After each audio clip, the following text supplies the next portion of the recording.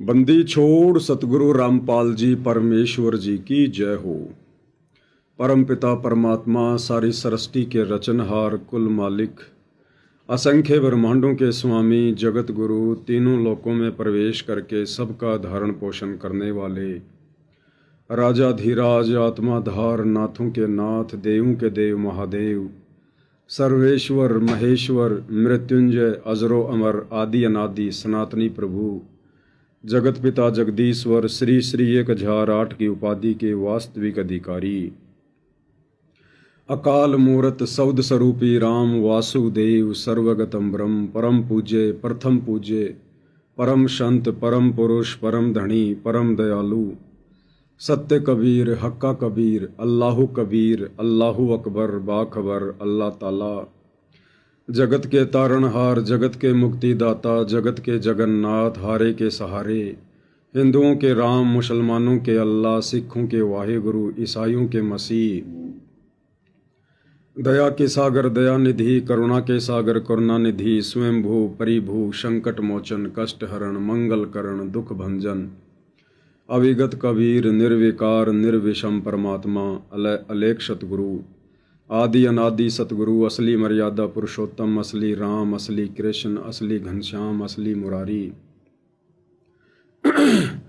राजाओं के राजा महाराजाओं के महाराजा शहंशाहों के शहंशाह सम्राटों के सम्राट भगवानों के भगवान अल्लाहों के अल्लाह प्रभुओं के प्रभु मसीहाओं के मसीह सच्चे वाहिगुरु बाबाओं के बाबा पीरों के पीर सेठों के सेठ जगत सेठ सावड़सा सेठ सर्वगुण संपन्न अनंत कोटि कलाओं के स्वामी अनंत कोटि ब्रह्मांडों के नायक योगियों में महायोगी ध्यानियों में महाध्यानी सिद्धों में परम सिद्ध ज्ञानियों में तत्व ज्ञानी ब्रह्म ज्ञानी महाज्ञानी परम ज्ञानी सर्वश्रेष्ठ ज्ञानी विज्ञानी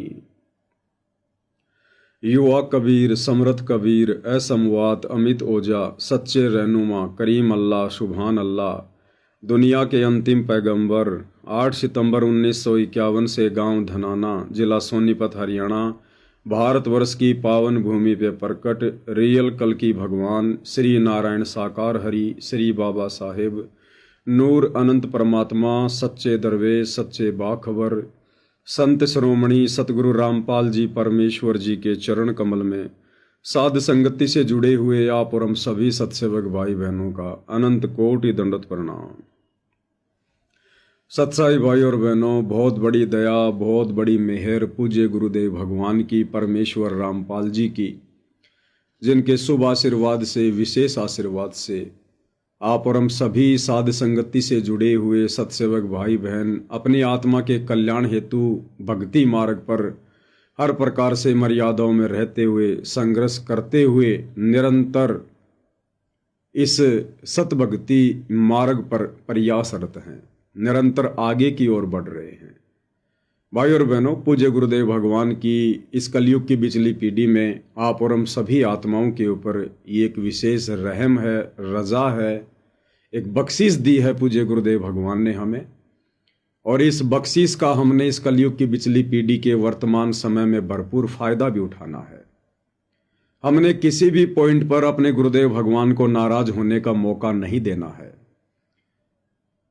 क्योंकि यदि गुरु जी नाराज हो गए भगत की किसी भी भक्ति विरुद्ध उस क्रिया से, जिन क्रियाओं को ना करने की गुरुदेव सत्संगों में सलाह देते हैं, इससे गुरुदेव भगवान नाराज होते हैं।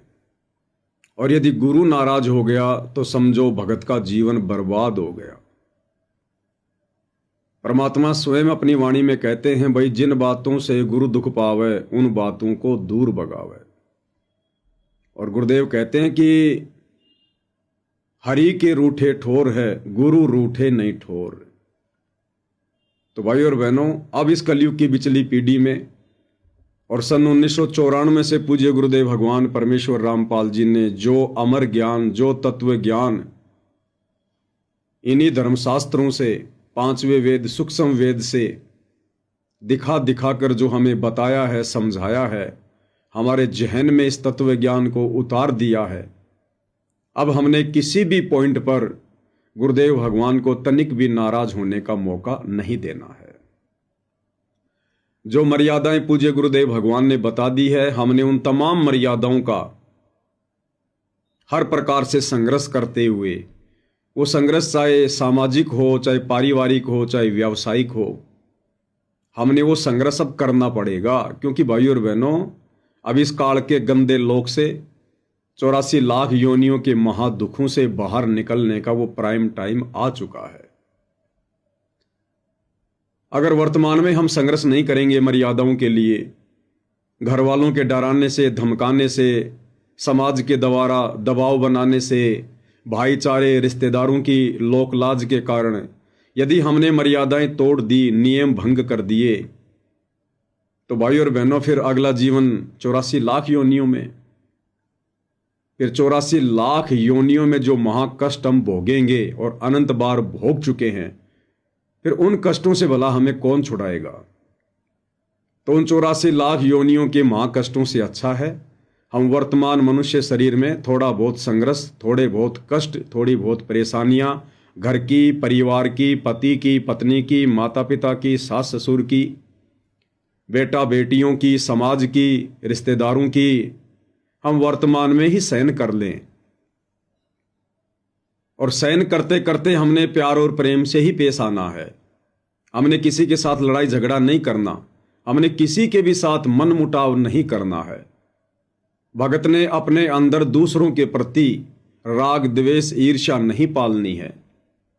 अगर हम किसी जगत वाले भाई के प्रति राग द्वेष ईर्ष्या पालते हैं तो समझो आप अपने गुरुजी से द्वेष कर रहे हैं, आप अपने सतगुरु से ईर्ष्या कर रहे हैं। क्योंकि पूज्य गुरुदेव भगवान की अमर वाणी है कि दास गरीब सकल में साहिब और नहीं किसी से अड़ना रे। दास गरीब सकल में साहिब।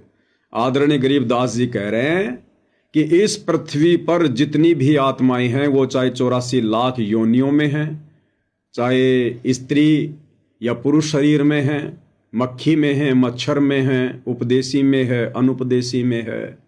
दास गरीब सकल में साहिब। और साहिब कौन है ये हमें समझ में आ गया। साहिब है कबीर। साहिब यानी परमात्मा, भगवान, अल्लाह, राम, खुदा, गॉड, ईश्वर, वाहिगुरु। तो वो साहिब, वो गॉड, वो राम, वो अल्लाह, वो कबीर देव है। और वही कबीर देव वर्तमान में सतगुरु रामपाल जी के रूप में साक्षात धरती पर प्रकट है। तो दास गरीब सकल में साहिब यानी सभी आत्माओं के हृदय रूपी गुहा में वो साहिब कबीर देव सतगुरु रामपाल जी विराजमान है, वो बैठे हुए हैं। क्योंकि उन्हीं की शक्ति से ये नश्वर शरीर चल रहा है, ये मिट्टी का पुतला चलायमान है, उसी परमात्मा की शक्ति से।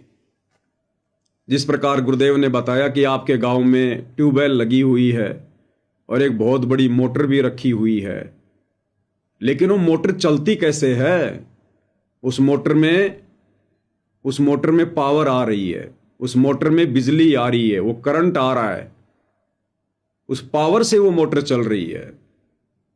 और वो पावर कहां से आ रहा है? वो थर्मल पावर से आ रहा है, पावर हाउस से आ रहा है, जहां पर बिजली बनती है। तो इसी प्रकार वो कबीर परमात्मा एक देशीय है, वो शतलोक में उस अमर सिंहासन पर बैठा हुआ है और अपनी शक्ति से, अपनी पावर से, अपने आशीर्वाद से वो परमेश्वर सारे जहान को चलाता है, हर एक आत्मा को चलाता है। जिस प्रकार मोबाइल कहीं है और मोबाइल का टावर कहीं पर है, वो टावर से जो रेंज आ रही है, जो किरणें आ रही हैं, जो शक्ति आ रही है, उससे सबके मोबाइल चल रहे हैं। उस मोबाइल में सिम भी है। ये शरीर समझो एक मोबाइल है और वो सिम समझो हमारी आत्मा है। लेकिन उस सिम को यदि वो टावर से वो रेंज नहीं मिलेगी, वो किरणें नहीं मिलेंगी, वो सिम भी काम नहीं करेगी। इसी प्रकार हमारा ये माटी का पुतला और इसके अंदर जो जीव आत्मा है, इसके अंदर आत्मा भी है, लेकिन उस आत्मा को यदि वो पावर नहीं मिलेगी, परमात्मा जी का आशीर्वाद नहीं मिलेगा, वो शक्ति नहीं मिलेगी, तो भाइयों और बहनों ये जीव आत्मा भी इस शरीर को नहीं चला सकती। तो आदरणीय गरीब दास जी कहते हैं कि दास गरीब सकल में साहिब। इस पृथ्वी पर हर एक आत्मा के अंदर उस परमात्मा की शक्ति काम कर रही है। वो परमात्मा स्वयं शब्द रूप है। हम हैं शब्द, शब्द हम माही, और हमसे भिन्न और कछु नाई। तो शब्द रूप में वो कबीर भगवान अर्थात सतगुरु रामपाल जी सभी जीवात्माओं की हृदय रूपी गुहा में बैठे हुए हैं। अब यदि हम इस संसार में अगर हम किसी कुत्ते से भी नफरत करेंगे, गधे से भी नफरत करेंगे, उसको मारेंगे, पीटेंगे, या किसी व्यक्ति से, वो चाहे उपदेशी है, अनुपदेशी है, अगर हम राग द्वेष करेंगे, ईर्ष्या करेंगे, उसके बारे में निंदा चुगली करेंगे, उसके बारे में हम गंदा सोचेंगे, बुरा सोचेंगे, तो भाइयों और बहनों, हम अपने गुरुदेव भगवान के विषय में वैसा सोच रहे हैं फिर। इसलिए परमेश्वर हमें यह तत्व ज्ञान देने आते हैं कि बच्चों, आपने साधुता दिखानी है। एक भगत के अंदर जो भगत के गुण होते हैं, लक्षण होते हैं, क्योंकि एक भगत की भूमिका, एक दास की भूमिका स्वयं हमारे पूज्य गुरुदेव भगवान भी निभा कर दिखाते हैं। तो हमने तो अपने गुरुदेव भगवान को फॉलो करना है, उनको अनुसरण करना है, उनके भगत वाले जीवन को देखकर हमने भगत बनने की दिशा में आगे बढ़ना है। इसलिए गरीबदास जी कह रहे हैं, दास गरीब सकल में साहिब, नहीं किसी से अड़ना रे। हमने किसी को अपना शत्रु नहीं समझना है। मालिक की वाणी है ना, एक शत्रु एक मित्र है, भूल पड़ी रे प्राण, यम की नगरी जाएगा शब्द हमारा मान। इसलिए भाई और बहनों, हम सत्सेवक भाई बहनों ने जितनी भी आत्माएं साध संगति से जुड़ी हुई हैं, हंस बनने की दिशा में निरंतर आगे की ओर बढ़ रही हैं। हम भाई बहनों ने गुरुदेव के प्रत्येक वचन को लक्ष्मण रेखा मानकर भक्ति मार्ग पर आगे बढ़ना है। काल प्रेरणा से जगत वाले भाई बंधु लोग चाहे हमारा कितना ही विरोध करें, घर परिवार रिश्तेदार कितना ही विरोध करें, चाहे हमारे साथ मार पिटाई क्यों ना करें, ये दास का तो बेटर एक्सपीरियंस है। दास की तो कई बार हो चुकी है मार पिटाई, भक्तों ने भी कर दी है, जगत वालों ने भी बहुत की है, नाम दीक्षा से पहले, और नाम दीक्षा के बाद तो भक्तों ने पिटाई कर दी बहुत ज्यादा। तो दास का तो भाई और बहनों बेटर एक्सपीरियंस है, तभी परमात्मा हमारे निकट आएगा। हमने उनके प्रति मन में भी द्वेष पैदा नहीं करना कि इसने मुझे क्यों मारा, हे भगवान इसकी टिकट कब कटेगी, इसका बुरा कब होगा, इसके बुरे दिन कब आएंगे। यदि हमने इतना भी सोच लिया तो भी वो परमात्मा हमारे हृदय रूपी गुहा से बाहर निकल जाएगा। जो नियम है पूज्य गुरुदेव भगवान के, वो नियम है, तब वो परमात्मा हमारे निकट आएगा। क्योंकि ये बंधन है भाई और बहनों, राग द्वेष ईर्ष्या मनमुटाव छल कपट, किसी से ज्यादा मित्रता करना, किसी से ज्यादा बैर भाव करना, ये सब काल के हथकंडे हैं, काल की बेड़ियां हैं। यदि हमने एक भी बेड़ी को, एक भी जंजीर को नहीं काटा तो भला काल हमें कैसे छोड़ेगा। इसलिए हमने अपनी सभी हथकड़ियां कटवानी है, सभी जंजीरें हमने कटवानी है। इसलिए गुरुदेव भगवान कहते हैं कि यो गुरु ज्ञान विज्ञान वाणी, जीवित ही जग में मरो। अब जीवित ही संसार में मर जाना यही है। जिस प्रकार मरा हुआ व्यक्ति, अब उस मरे हुए व्यक्ति का ना कोई मित्र होता है ना कोई शत्रु होता है।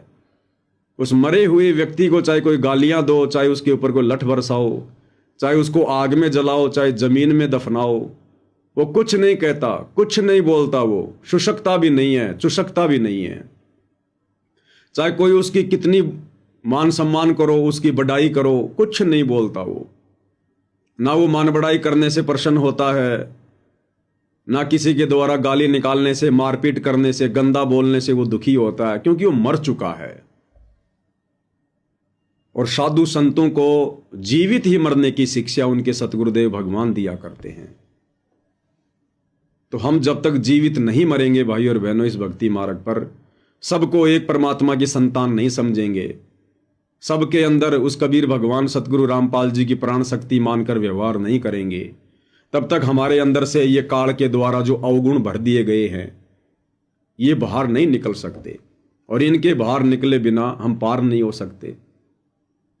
अब सतगुरुदेव भगवान हमें ज्ञान भी देते हैं, समाधान भी देते हैं, और साथ साथ में फिर गुरुदेव भगवान हमारी परीक्षा भी लेते हैं। कई बार परमात्मा जानबूझकर ऐसी परिस्थितियां पैदा कर देता है भगत के सामने, वो भगत की परीक्षा का समय होता है। उस समय भगत ने भगतपना दिखाना चाहिए, साधुता दिखानी चाहिए, संत ना छोड़े संतता, चाहे कोटिक मिलाया संत। तो भाई और बहनों, ये इस प्रकार की बहुत सारी परीक्षाएं आप और हमारी होंगी। कुछ परीक्षाएं हमारे संस्कारों के कारण होंगी, जिनको हमने गुरुदेव के ज्ञान को आधार बनाकर, साधुता का परिचय देकर, आधीन भाव दिखाकर हमने स्वयं ही उसको काटना है। और कुछ परीक्षाएं जानबूझकर पूज्य गुरुदेव भगवान भी लेंगे हमारी। तो हमने तो हर प्रकार से और इस पृथ्वी लोक पर हर दिन अपनी परीक्षा का दिन समझकर, परमात्मा ने इस दास से पहले भी बुलवाया था कि भाई और बहनों, यदि हमने इस सतभक्ति मार्ग पर सफल होना है तो 2 बातें हमने गांठ बांध लेनी है। सबसे पहली बात, यदि हमने भक्ति मार्ग पर सफल होना है, एक भगत बनना है, साधु बनना है, वास्तव में बगुले से हंस बनना है, जीवित मरना है, तो हमने अपने पूज्य गुरुदेव भगवान के भगत वाले जीवन को देखना है। यदि हम किसी और भगत के जीवन को देखकर चलेंगे, हम कभी भी सफल नहीं हो पाएंगे। भगत हो सकता है बहुत अच्छी अच्छी बातें बनाएगा, मीठी मीठी बातें बोलेगा, हो सकता है वो हाथ जोड़ के या अधीनी से आपको उपदेश दे, लेकिन है वो एक जीव, वो कभी भी अपना रंग बदल सकता है, कभी भी। तो उस भगत के उस जीवन को देखकर हम कभी भी भक्ति मार्ग पर सफल नहीं हो सकते। भगत की करनी और कथनी में अंतर होता है, कभी भी आ सकता है। जरूरी नहीं है आज यदि कोई बहुत अच्छा भगत है तो 2 साल बाद भी वो बहुत अच्छा रहेगा। रहे, बहुत अच्छी बात है, उसका खुद का भला होगा, आत्मा का कल्याण होगा। लेकिन हमने केवल इसी बात को लेकर आगे नहीं बढ़ना है कि मैं उस भगत को देख कर चलूं, नहीं। हमने अपने गुरुदेव भगवान वाले भगत के जीवन को देख कर चलना है। जो भूमिका गुरुदेव भगवान ने निभाई है एक भगत बनकर, 17 फरवरी 1988 को आदरणीय रामदेवानंद जी को अपना मुंह बोला गुरु धारण किया, एक भगत की भूमिका की उन्होंने 6 वर्ष तक। तो भाई और बहनों, हमने उस जीवन को देखकर आगे बढ़ना है कि किस प्रकार से परमात्मा ने दासातन दिखाया, आधीनी दिखाई, सभी के प्रति उन्होंने जो है प्रेम भाव दिखाया। पूज्य गुरुदेव भगवान गांव-गांव जाया करते थे पाठ करने के लिए, गांव-गांव जाते थे सत्संग करने के लिए सन 1994 से। और गुरुदेव भगवान के साथ में लोग उनको ना पहचान कर, आम व्यक्ति मानकर, काल प्रेरणा से कैसी कैसी बदतमीजियां किया करते थे, उनका उपहास उड़ाया करते थे, भला बुरा कहा करते थे, गालियां तक निकाला करते थे, डले तक मारा करते थे। बहुत सारे भगत भाई बहनों को गुस्सा आ जाता था, लेकिन गुरुदेव भगवान यही कहते थे कि नहीं नहीं, ये हमारे ही भाई बहन हैं, हमने किसी भी बात का प्रति उत्तर नहीं देना है, ये काल प्रेरणा से ऐसा कर रहे हैं, तुम भी तो पहले ऐसे ही थे। गुरुदेव भगवान हमें समझाते हैं कि बच्चों, तुम भी तो पहले ऐसे ही थे इस परमात्मा की शरण में आने से पहले। जब इनको समझ में आएगी तो ये भी हाथ जोड़ते हुए आएंगे, माफी मांगेंगे ये। तो गुरुदेव ने बताया कि हमने इनके साथ में प्रेम भाव से ही पेश आना है, प्रेम भाव से। और पूज्य गुरुदेव जी का जो छोटा लड़का है मनोज, उसने अपना इंटरव्यू दिया और उस इंटरव्यू में उसने क्या बताया। जब गुरुदेव गांव-गांव जाते थे पाठ करने, सत्संग करने, लोग कैसा उनके साथ दुर्व्यवहार करते थे और गुरुदेव भगवान क्या शिक्षा दिया करते थे। तो ये चीजें काफी मतलब ये चीजें चली स्टार्टिंग में। तो ये चीजें चलने के बाद गुरु जी के फिर हजारों में संख्या हुई, भक्तों के नाम दीक्षा ले, फिर लाखों में संख्या हुई, आज करोड़ों में संख्या है गुरु जी। इसके बीच में एक बात और बताना चाहूंगा, जब गुरु जी शुरू में स्टार्टिंग का संघर्ष करते थे उस समय पे हमने देखा है तो गुरु जी सत्संग कर रहे हैं, गाँव में शरारती तत्व होते हैं, वो क्या करते हैं, गुरु जी सत्संग कर रहे हैं, बाहर बैठे भाई आंगन में बाहर, तो क्या करते हैं, शरारती तत्व ऊपर से पत्थर फेंकते। अच्छा, शरारती तत्व पत्थर फेंकते, वो डिस्टर्ब करते ज्यादा से ज्यादा। तो वो बताते जो श्रद्धालु बैठे जी ऐसे ऐसे, तो गुरु जी तब भी यही बोलते थे, बोले बेटा पहले तुम भी ऐसे थे।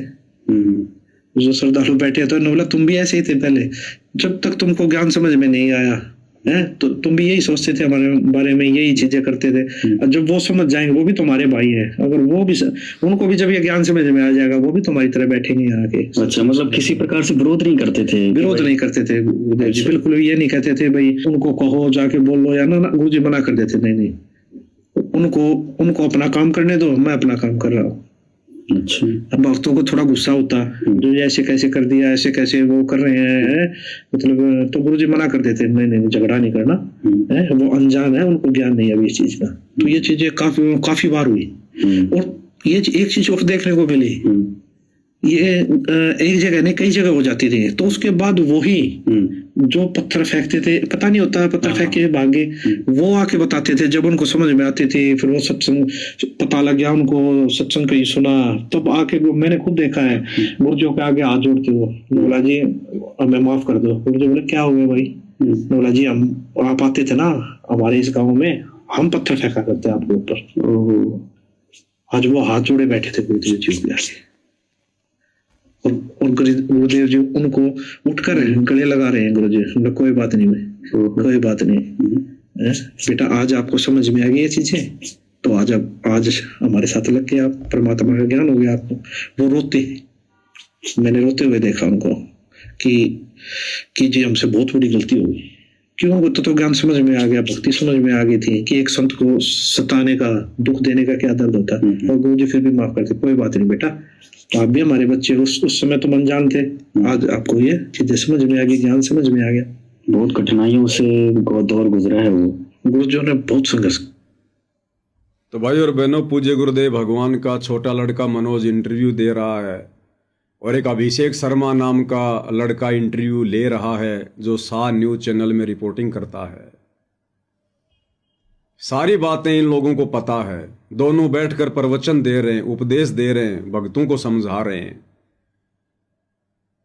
और कल परसों हरियाणा के भिवानी के खरककला गांव में जो घटना घटित हुई, सतलोक आश्रम के भक्तों ने, सेवादारों ने जिस प्रकार से गांव के लोगों को मारा है, पीटा है, पत्थरों से, लाठी डंडों से, उन पीटने वालों में ये इंटरव्यू लेने वाला अभिषेक शर्मा नाम का भगत भी था।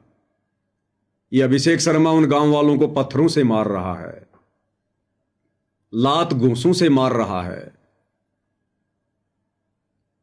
और भगत समाज को मनोज का इंटरव्यू लेते हुए क्या शिक्षा दे रहा है, क्या बातें हो रही हैं कि जब गुरुदेव गांव गांव जाते थे, लोग उनके ऊपर पत्थर बरसाया करते थे, गुरुदेव कुछ नहीं कहा करते थे, उनका कोई विरोध नहीं करते थे।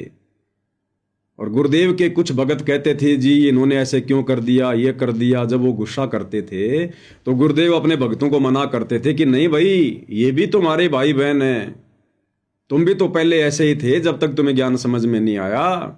भाई जब इनको ज्ञान समझ में आएगा तो ये भी फिर भगत बन जाएंगे। और फिर मनोज कह रहा है कि मैंने अपनी आंखों से देखा है, फिर वही लोग जो गुरुजी के ऊपर पत्थर बरसाया करते थे, गालियां निकाला करते थे, फिर गुरुजी के चरणों में आकर रोया करते थे, माफी मांगा करते थे कि जी हमें माफ कर दो, हम वही दुष्ट हैं जो आपके ऊपर हम पत्थर बरसाया करते थे। और अब क्या हो गया, भगत समाज को दोनों बैठकर शिक्षा दे रहे हैं। इसलिए भाई और बहनों, इन आश्रम वालों की किसी भी शिक्षा का कोई असर भगत समाज पे नहीं हो रहा, क्योंकि इनके अंदर तो राग द्वेष ईर्ष्या भरी हुई है। ऊपर से ये साधु बनने का दिखावा करते हैं, भगत बनने का ढोंग करते हैं, तो कैसे इनके शब्दों का भगत समाज पे असर होगा। तो कल दास लाइव आया था, वीडियो बनाया था, आपको दिखाया था किस प्रकार से वो अभिषेक शर्मा नाम का लड़का उन गांव वालों को पत्थरों से मार रहा है, लात घूंसों से मार रहा है, और यहां बैठकर भगत समाज को शिक्षा दे रहा है साधुता की। इसलिए परमात्मा कहते हैं पर उपदेश कुशल बहु तेरे, कि दूसरों को उपदेश देना बहुत सरल है, जब खुद के सामने वो परिस्थितियां पैदा होती है तब पता चलता है कि भगत क्या होता है, साधुता क्या होती है। इसलिए भाई और बहनों, हम सत्सेवकों के पास में एक बहुत ही अच्छा मौका है।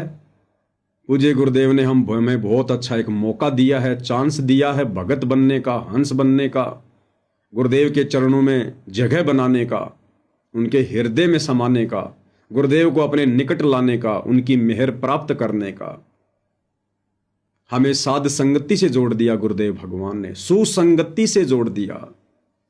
क्योंकि कबीर सागर के सरलार्थ में पूज्य गुरुदेव जी ने लिखा है कि बच्चों, नाम दीक्षा का मिल जाना एक अपना अलग महत्व है, लेकिन नाम दीक्षा के बाद में संगत और कुसंगत, इसका भगत पर बहुत गहरा प्रभाव पड़ेगा। अगर तत्वदर्शी संत भी मिल गया, नाम उपदेश भी मिल गया, ये सच्ची भक्ति भी मिल गई, और यदि ऐसे भक्तों की कुसंगत मिल गई जो भक्ति के निकट भी नहीं है, केवल भगत बनने का दिखावा कर, तो भी वो भगत आत्मा फैल हो जाएगी। और उपदेश मिलने के बाद यदि आपको अच्छे भक्तों की सुसंगति नसीब हो गई, फिर तो पांचों उंगली घी में है, पांचों उंगली घी में। दिन प्रतिदिन उन आत्माओं में, उन भक्तों में निखार आता चला जाएगा, निखार। और यही होता है भगत का, हर दिन भक्ति मार्ग में भगत ने आगे की ओर बढ़ना है। परमात्मा कहते हैं, छिन घटे छिन बढ़े सो तो प्रेम नाही, और कहते हैं अन घट प्रेम दिल में बसे, प्रेम कहावे सोई। 2 मिनट में भगत बन गया, 2 मिनट में जगत वाला बन गया, 2 मिनट में हंस बन गया, 2 मिनट में बगुला बन गया। परमात्मा कहते हैं ये भगत के लक्षण नहीं है। भगत के अंदर तो भक्ति भाव, प्रेम भाव दिन प्रतिदिन बढ़ता ही चला जाना चाहिए, घटने का नाम नहीं होता भगत के अंदर। अगर घट रहा है तो कोई कमजोर संस्कार सामने आ रहा है। अगर भक्ति में मन नहीं लग रहा है, कोई कमजोर संस्कार आ गया भाई, कोई पाप कर्म सामने आ गया। तरीका यही है, ज्यादा से ज्यादा भक्ति वाली दवाई खाओ, सतगुरुदेव को दंडवत करो, प्रार्थना करो, ना चाहते हुए अपना सुमरण करने लग जाओ, ना चाहते हुए सत्संग सुनने लग जाओ, कोई परमात्मा की महिमा गाने लग जाओ, किसी भगत भाई से बात कर लो। यही उपाय है, दूसरा कोई उपाय नहीं है। तो भाई और बहनों, हमने किसी भगत के भगत वाले जीवन को देखकर नहीं चलना है।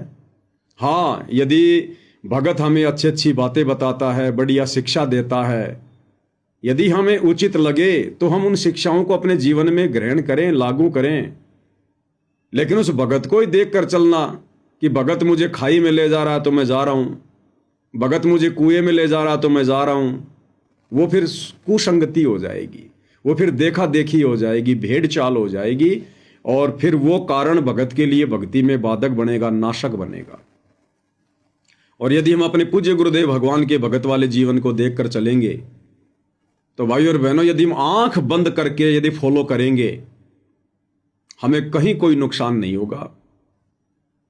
क्योंकि गुरु केवल अपने भगत का मार्गदर्शन करता है, कुमार्गदर्शन नहीं कर सकता गुरु कभी भी अपने भगत का, अंधेरे में भी।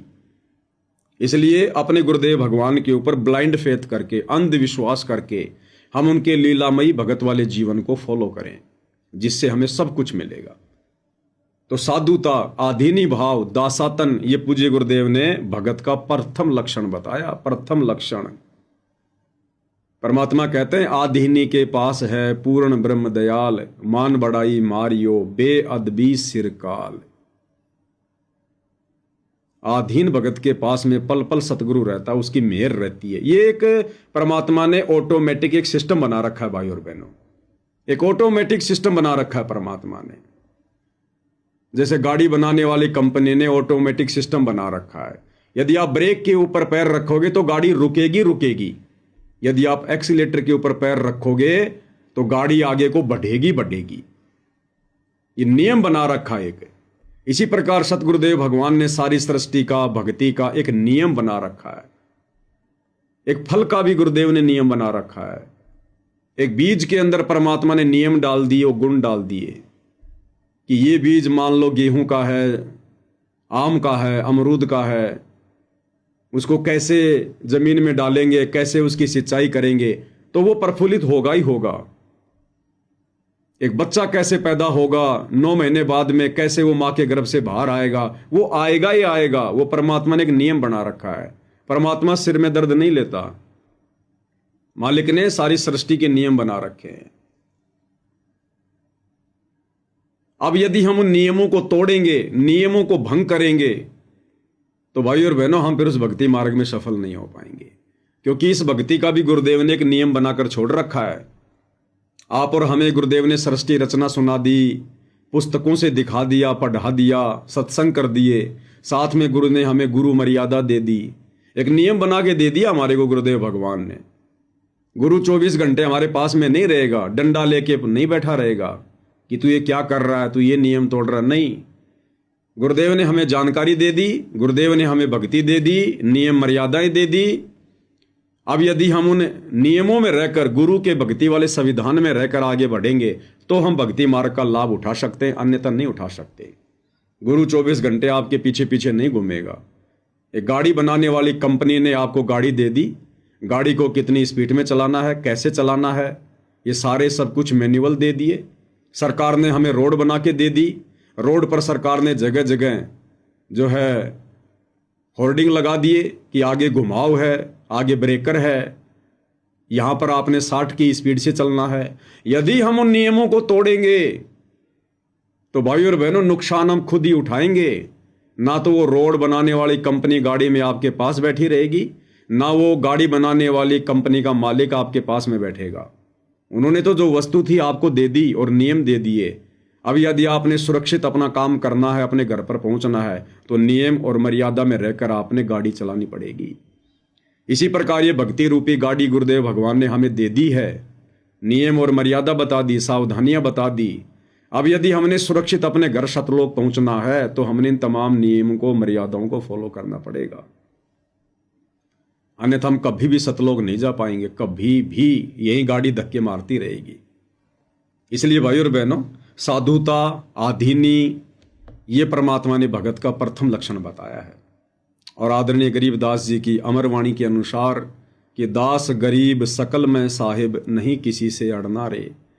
यदि हमने किसी को भी अपना दुश्मन समझा, हाँ, दुनिया चाहे हमें अनजान में, अज्ञानता में, नादानी में, मूर्खता में, दुनिया वाले चाहे हमें लाख अपना दुश्मन समझें, अपना शत्रु समझें, हमारे साथ दुश्मन जैसा व्यवहार करें, शत्रु जैसा व्यवहार करें, वो उनके कर्म है, वो उनकी मर्जी है, हमारे ऊपर कोई असर नहीं पड़ेगा, कोई फर्क नहीं पड़ेगा यदि हम मर्यादा में हैं तो। जैसे 2020 में कोरोना की बीमारी आई, बहुत सारे लोगों ने इंजेक्शन वगैरह लगवा लिए, और जिन लोगों ने नहीं लगवाए, बहुत सारे लोग ऐसे थे उन्होंने नहीं लगवाए, मैंने भी नहीं लगवाया। तो जो लोग ज्यादा डरे हुए थे, जिन लोगों ने इंजेक्शन लगवा लिए थे, वो जब कभी कभार ऐसे लोगों से मिलते थे जिन लोगों ने इंजेक्शन नहीं लगवा रखे थे, तो इंजेक्शन लगवाए हुए लोग डर कर कहते थे कि भाई तूने क्यों नहीं लगवाया इंजेक्शन? अरे भैया मैं तो तेरे पास में नहीं बैठूंगा, इंजेक्शन लगवा, तू मुझे संक्रमित कर देगा। और जिसने इंजेक्शन नहीं लगवाया वो क्या कहता था कि भाई तूने तो लगवा रखा है ना। अरे मैंने नहीं लगवाया, लेकिन तूने तो लगवा लिया, तो तेरा तो बचाव होना चाहिए, फिर तू क्यों डर रहा है? अरे डरना तो मेरे को चाहिए जिसने नहीं लगवाया, और तूने इंजेक्शन भी लगवा लिया, फिर भी तू करोगे नहीं नहीं दूर रह, तू भी लगवा इंजेक्शन। अरे तूने तो अपना बचाव कर लिया ना, अपना प्रोटेक्शन तूने कर लिया ना, फिर मेरे से क्यों डर रहा है? इसका मतलब उस व्यक्ति को खुद के इंजेक्शन पर भी भरोसा नहीं है। ठीक इसी प्रकार भाई और बहनों, इस सतभक्ति मार्ग पर अब हमने हर प्रकार से अपने पूज्य गुरुदेव भगवान पर ब्लाइंड फेथ करके आगे बढ़ना है। और दुनिया वाले चाहे हमसे लाख शत्रुता निभाएं, हमसे लाख राग द्वेष करें, आप और हमारा बाल भी बाका नहीं होगा, बाल भी, क्योंकि हमने सतगुरुदेव भगवान का मर्यादा रूपी इंजेक्शन लगवा रखा है। और ये इंजेक्शन जिसने एक बार लगवा लिया और दवाई को ढंग से जो अंदर जाने देगा, उसका फिर बाल भी बाका नहीं हो सकता, बाल भी बाका। तो दुनिया चाहे हमसे लाख दुश्मनी करें, भगत चाहे हमसे लाख वैर भाव करें, क्योंकि सारे लोग भगत नहीं होते, नाम दीक्षा लेते कोई भगत नहीं बन जाता। कोई लोग 20-20 साल में भी भगत नहीं बन पाए अभी तक। सतगुरुदेव भगवान का कलयुगी परिवार, उनके बेटा बेटी, भाई बंधु रिश्तेदार अभी तक भगत नहीं बन पाए। उनको तो 30-30 वर्ष हो गए नाम दीक्षा लिए हुए, आज भी वो बगुले के बगुले हैं। रोज हिसार जेल से गुरुदेव के संदेश आते हैं, गुरुदेव रोते हैं, उनको डांटते हैं, फटकारते हैं कि नालायको तुम कब भगत बनोगे, तुम कौन से दिन सुधरोगे, क्यों तुम मुझे दुखी कर रहे हो, क्यों भगवान को दुखी कर रहे हो, क्यों तुम मेरा रिजल्ट जो है खराब कर रहे हो।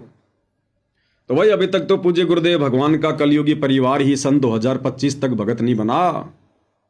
जो पिछले 20 वर्षों से, 25 वर्षों से, 30 वर्षों से दीक्षा लेकर और संगत में बहुत बड़े भगत बनने का दिखावा कर रहे हैं। तो भाई और बहनों, हमने यदि भगत बनना है तो अपने पूज्य गुरुदेव भगवान के लीला में जीवन को अपने ऊपर अंगीकार करना पड़ेगा। ये नियम है, अध्यात्म का प्रथम नियम है। यदि हमने सफल होना है तो अपने गुरुदेव भगवान के भगत वाले जीवन को ही देखकर हमने भक्ति मार्ग पर आगे बढ़ना पड़ेगा। ये प्रथम नियम है। और दूसरा, हमने जीवित मरना पड़ेगा। फिर हमने जीवित मरना पड़ेगा। ये समाज की लोक लाज, झूठी मर्यादा, ये लोक दिखावा, ब्याह शादी, भात छूचक, ये फालतू का ऋण संस्कार बढ़ाने वाला लेन देन करना, ये त्योहार वगैरह मनाना जिनका वर्तमान में कोई औचित्य नहीं है, इन तमाम समाज के अनुकूल और भक्ति के प्रतिकूल, भक्ति के विरुद्ध ये जितनी भी सामाजिक मर्यादा है, हमने इनको छोड़ना पड़ेगा। तब भगत भाई और बहनों, हमारा इस काल के लोक से सतगुरुदेव भगवान पीछा छुड़वाएंगे, दूसरा कोई तरीका नहीं है। तो भाई और बहनों, पूज्य गुरुदेव भगवान वर्तमान में हिसार जेल में बैठकर जो विशेष संदेश एक अंतिम विकल्प के रूप में, एक अंतिम विकल्प के रूप में जो भगत समाज को दे रहे हैं, अब हमने इन विशेष संदेशों को फॉलो करना पड़ेगा, इनका अनुसरण करना पड़ेगा। ये अंतिम शिक्षा दी जा रही है गुरुदेव भगवान के द्वारा। अंतिम ये प्रार्थना समझ लेना पूज्य गुरुदेव भगवान की। इन हिसार जेल से आने वाले विशेष संदेशों को समझकर, सुनकर यदि किसी ने अभी भी भगत का चोला धारण नहीं किया, जैसा भगत हमें गुरुदेव बनाना चाहते हैं, यदि हम वैसे भगत नहीं बने, तो इसके बाद गुरुदेव की तरफ से फिर और कोई मौका नहीं है, कोई चांस नहीं है। तो पूज्य गुरुदेव भगवान के आशीर्वाद से विशेष संदेश नंबर 14 का आज ये भाग नंबर 2 है, जिसके ऊपर हम साथ संगति करने जा रहे हैं। पूज्य गुरुदेव जी से प्रार्थना करेंगे कि परमेश्वर हमें सद्बुद्धि दे, और ये जो विशेष संदेश हैं जिनको समझना भाई और बहनों ब्रह्मा विष्णु महेश के भी वश की बात नहीं है। परमेश्वर हम सबको आशीर्वाद दें, हमें सद्बुद्धि दें परमात्मा, अपने इस अमृत ज्ञान को समझने की, और समझकर हम अपने जीवन में धारण कर सकें, लागू कर सकें, परमेश्वर के इन अनमोल वचनों का अनुसरण कर सकें। परमेश्वर हमें वो भी शक्ति दें, सद्बुद्धि दे। तो विशेष संदेश नंबर 14 भाग नंबर 2, आगे पूज्य गुरुदेव भगवान हमें क्या शिक्षा दे रहे हैं। निर्विकार निर्वैर और सकल वैमान, यदि सब और सकल वैमान, सब पर तेरी साहिबी, सब पर तेरी साहिबी, तुझ पर साहिब ना। निर्विकार निर्वैर। पूज्य गुरुदेव भगवान कह रहे हैं, निर्विकार निर्भय तू ही और सकल भयमान, सब पर तेरी साहिबी, तुझ पर साहिब नाए। किसको कह रहे हैं गुरुदेव भगवान? किसी को नहीं कह रहे। स्वयं को समझाने के लिए स्वयं के ऊपर उदाहरण देकर समझाते हैं। आज हमें समझ में आ जाना चाहिए इस तत्व ज्ञान को लेकर कि सतलोक से चलकर वो कबीर परमात्मा संत का चोला धारण करके सतगुरु की भूमिका करते हुए तत्वदर्शी संत की भूमिका करते हुए अपनी महिमा अपने ऊपर लेकर स्वयं ही बताता है। वो कहते ना कि भगवान का तो यहां कोई हुकारा भरने वाला भी नहीं है, हुकारा भरने वाला भी। जैसे एक व्यक्ति किसी को कोई कहानी सुना रहा है, दूसरा व्यक्ति उसका हुकारा भरता है, हाँ तो ये जो अनमोल ज्ञान, तत्व ज्ञान परमात्मा स्वयं चलकर शतलोक से लेकर आते हैं हम काललोक में फंसी आत्माओं को समझाने के लिए, इस सत्य ज्ञान का तो कोई हुकारा भरने वाला भी इस पृथ्वी पर नहीं होता है, क्योंकि इस परमेश्वर के अलावा ये तत्व ज्ञान, ये सृष्टि रचना का ज्ञान किसी के पास नहीं होता है। 650 साल पहले जब कबीर परमेश्वर काशी के बनारस में आए थे और बहुत वर्षों उपरांत जब परमेश्वर जी ने काशी में भंडारा दिया था 18 लाख लोगों को, तो भाइयों और बहनों पूरे हिंदुस्तान से, और उस समय हिंदुस्तान कितना बड़ा था, गढ़गजनी, इराक, ईरान, ये तुर्किस्तान, अफगानिस्तान, पाकिस्तान, काबुल, ये कंधार, नेपाल, भूटान, बांग्लादेश, ये सब हमारे भारत देश का हिस्सा था पूरा का पूरा। तो पूरे हिंदुस्तान से, पूरे भारत देश से 18 लाख साधु संत महात्मा हर पंथ के काशी में जमा हो गए थे। और उस समय भाइयों और बहनों कबीर परमात्मा जी ने स्वयं अपना दूसरा रोल बनाया केशव बंजारे का, और 8 पहर तक, एक पहर 3 घंटे का होता है, 8 या 24 घंटे कबीर परमात्मा ने अपने दूसरे रूप केशव बंजारे वाले रूप में सवाल किए, प्रश्न किए, और कबीर जी ने 24 घंटे तक जवाब दिए, सत्संग किया 24 घंटे तक। यानी जो बातें कबीर परमात्मा हमें यहां आकर बताना चाहते हैं, उन बातों के तो यहां कोई सवाल करने वाला भी नहीं है। वो 18 लाख साधु संत महात्मा थे जो अपने आप को ज्ञानी, ध्यानी, महाज्ञानी समझते थे, लेकिन किसी की सुरती भी नहीं थी। इसलिए परमात्मा ने स्वयं दूसरा रूप बनाया केशव बंजारे का, और एक रूप में सवाल कर रहे हैं, दूसरे रूप में जवाब दे रहे हैं। तो वर्तमान में भाइयों और बहनों बड़े सौभाग्य से हमें वही कबीर परमेश्वर सतगुरु रामपाल जी के रूप में नसीब हैं, प्राप्त हैं। तो इस परमेश्वर ने अपने द्वारा रची गई सृष्टि का, इस अध्यात्म का, शास्त्र अनुकूल सत भक्ति मार्ग का ज्ञान सतलोक से चलकर स्वयं ही आकर बताना पड़ता है। यहां कोई हुकारा भरने वाला भी नहीं है, यहां उनसे कोई सवाल भी करने वाला नहीं है, क्योंकि किसी की बुद्धि वहां तक है ही नहीं।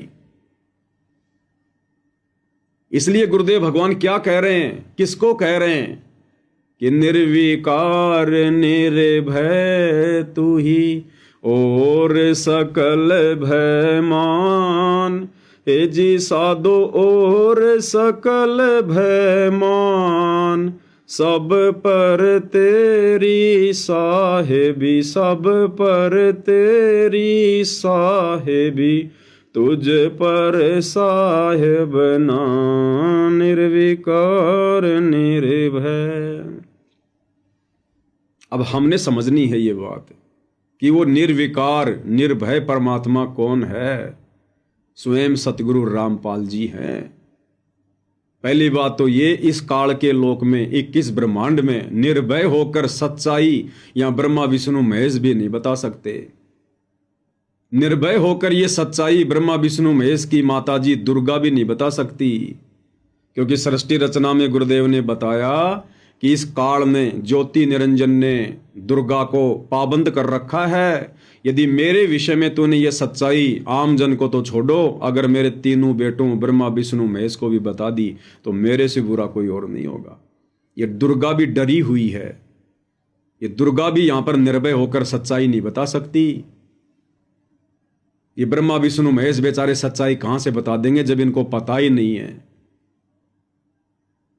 फिर ये अपने आप को वेद शास्त्रों का ज्ञाता कहने वाले चतुर्वेदी, त्रिवेदी, द्विवेदी, आचार्य, शंकराचार्य, पोप, पादरी, पंडित, मुल्ला, मौलवी, ये काजी, पीर, पैगंबर, कुतुब, ओलिया और ये सुर नर मुनि ज्ञानी, ये कहां से बता देंगे भाई और बहनों में सच्चाई।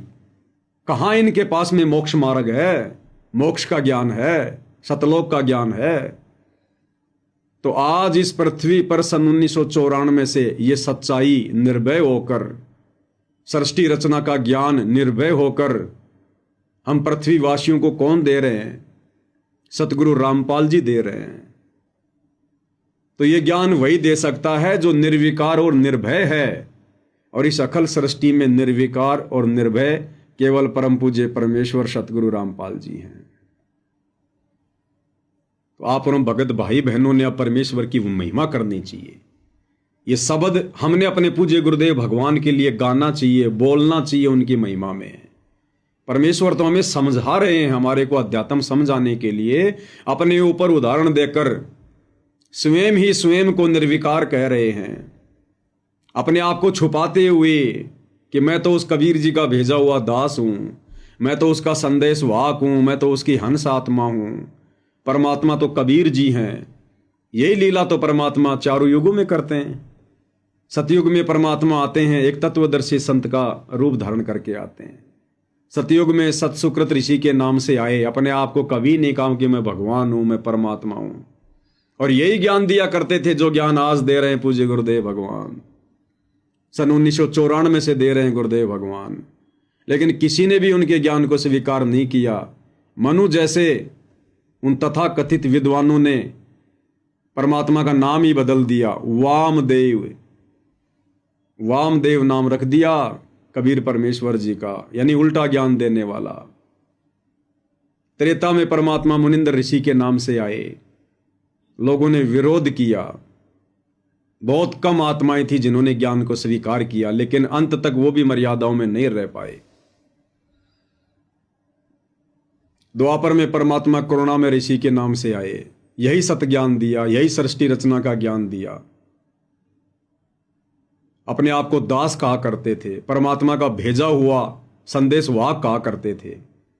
650 साल पहले कलयुग के प्रथम चरण में कबीर नाम से आए, और अपने आप को कभी भी नहीं कहा कि मैं भगवान हूं, मैं परमात्मा हूं।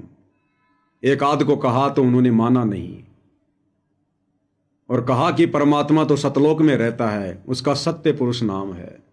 अब क्या नाम बताए परमात्मा का, क्योंकि कबीर नाम से तो खुद आए हुए थे, गुरु बनकर भूमिका कर रहे थे। अगर ये कहें कि भाई कबीर भगवान है तो लोग मानने को तैयार नहीं, तो कहा करते थे कि सत्य पुरुष ने मुझे भेजा है, सत्य पुरुष ने। तो ठीक ही यही स्थिति भाई और बहनों वर्तमान में है।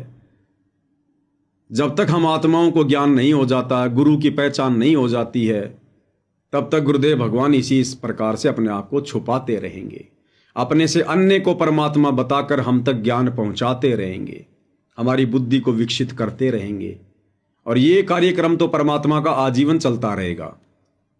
लेकिन जिन जिन आत्माओं को वो उपलब्धि प्राप्त हो जाती है गुरुदेव को पहचानने की, उनको समझने की, फिर उन आत्माओं ने गुरु को कोई संदेश वाहक मानकर नहीं, कोई हंस आत्मा मानकर नहीं, कबीर का भेजा हुआ दास मानकर नहीं, फिर स्वयं कबीर परमात्मा ही धरती पर प्रकट हैं। फिर इस प्रकार से हमने गुरुदेव भगवान के साथ व्यवहार करना है। और जिन जिन आत्माओं ने इस प्रकार से गुरु को पहचान कर उनके साथ व्यवहार करना शुरू कर दिया, पतिव्रता पद पर रहकर भक्ति करनी शुरू कर दी, गीता अध्याय 3 श्लोक 13 के अनुसार उन्हें परमात्मा मानकर भोग लगाना शुरू कर दिया। क्योंकि भाई और बहनों 4 युग बीत चुके हैं। वर्तमान की कलयुग की इस बिचली पीढ़ी के अलावा और साध संगति से जुड़े हुए सत्सेवक भाई बहनों के अलावा 4 युग बीत गए हैं। इस परमेश्वर को किसी ने भी परमेश्वर मानकर भोग नहीं लगाया जब ये गुरु रूप में आते हैं। 4 युग बीत चुके हैं, किसी ने भी इस परमेश्वर को परमेश्वर मानकर जब ये सतगुरु रूप में आते हैं इनकी आरती नहीं उतारी है। केवल लोगों ने आरतियां की है, दीपक के साथ आरतियां उतारी नहीं है। तो भाई और बहनों, अब ये सौभाग्य 4 युगों के बाद सर्वप्रथम यदि किसी को नसीब हुआ है तो हम सत्सेवक भाई बहनों को नसीब हुआ है। तो निसंदेह आप और हम परमेश्वर के कितने निकट हैं, हम कितना उनकी नजरों में हैं। पल पल परमात्मा उस कुंज पक्षी की तरह आप और हमारे पर अपनी हृदय की वो जो मेहर है, जो रजा है, वो बरसाते रहते हैं।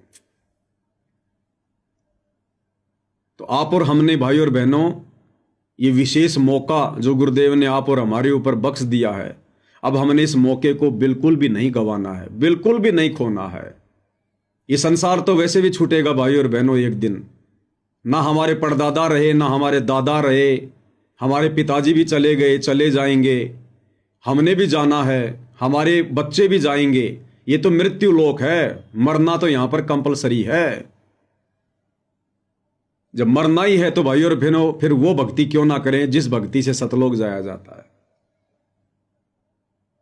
अरे आज से पहले तो लोगों को ज्ञान नहीं था, विकल्प नहीं था, कोई ऑप्शन नहीं था। क्या करते बेचारे, समाज में देखा देखी भक्ति कर रहे थे। राम कृष्ण को, ब्रह्मा विष्णु महेश को, आधे अधूरे भगवानों को पूर्ण भगवान मानकर भक्ति कर रहे थे। ऑप्शन नहीं था। आज हमारे को परमेश्वर ने ऑप्शन दे दिया, विकल्प दे दिया, सच्चाई हमारी आंखों के सामने लाके रख दी, प्रमाणित कर दिया, शक और संदेह की कोई गुंजाइश नहीं छोड़ी।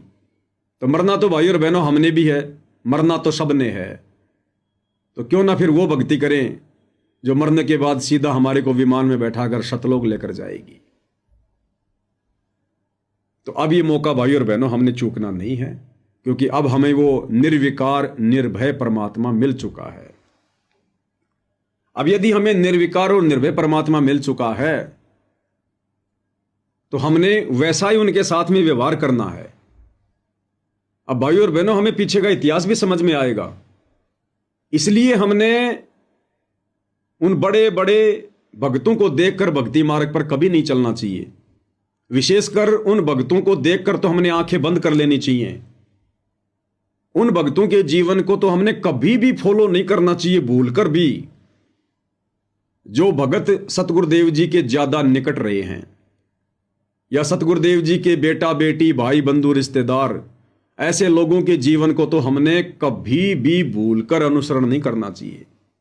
क्योंकि घर का जोगी जोगना, बाहर का जोगी सिद्ध, दीपक के नीचे हमेशा अंधेरा होता है। अब हमें उन भक्तों की रहनी करनी समझ में आएगी।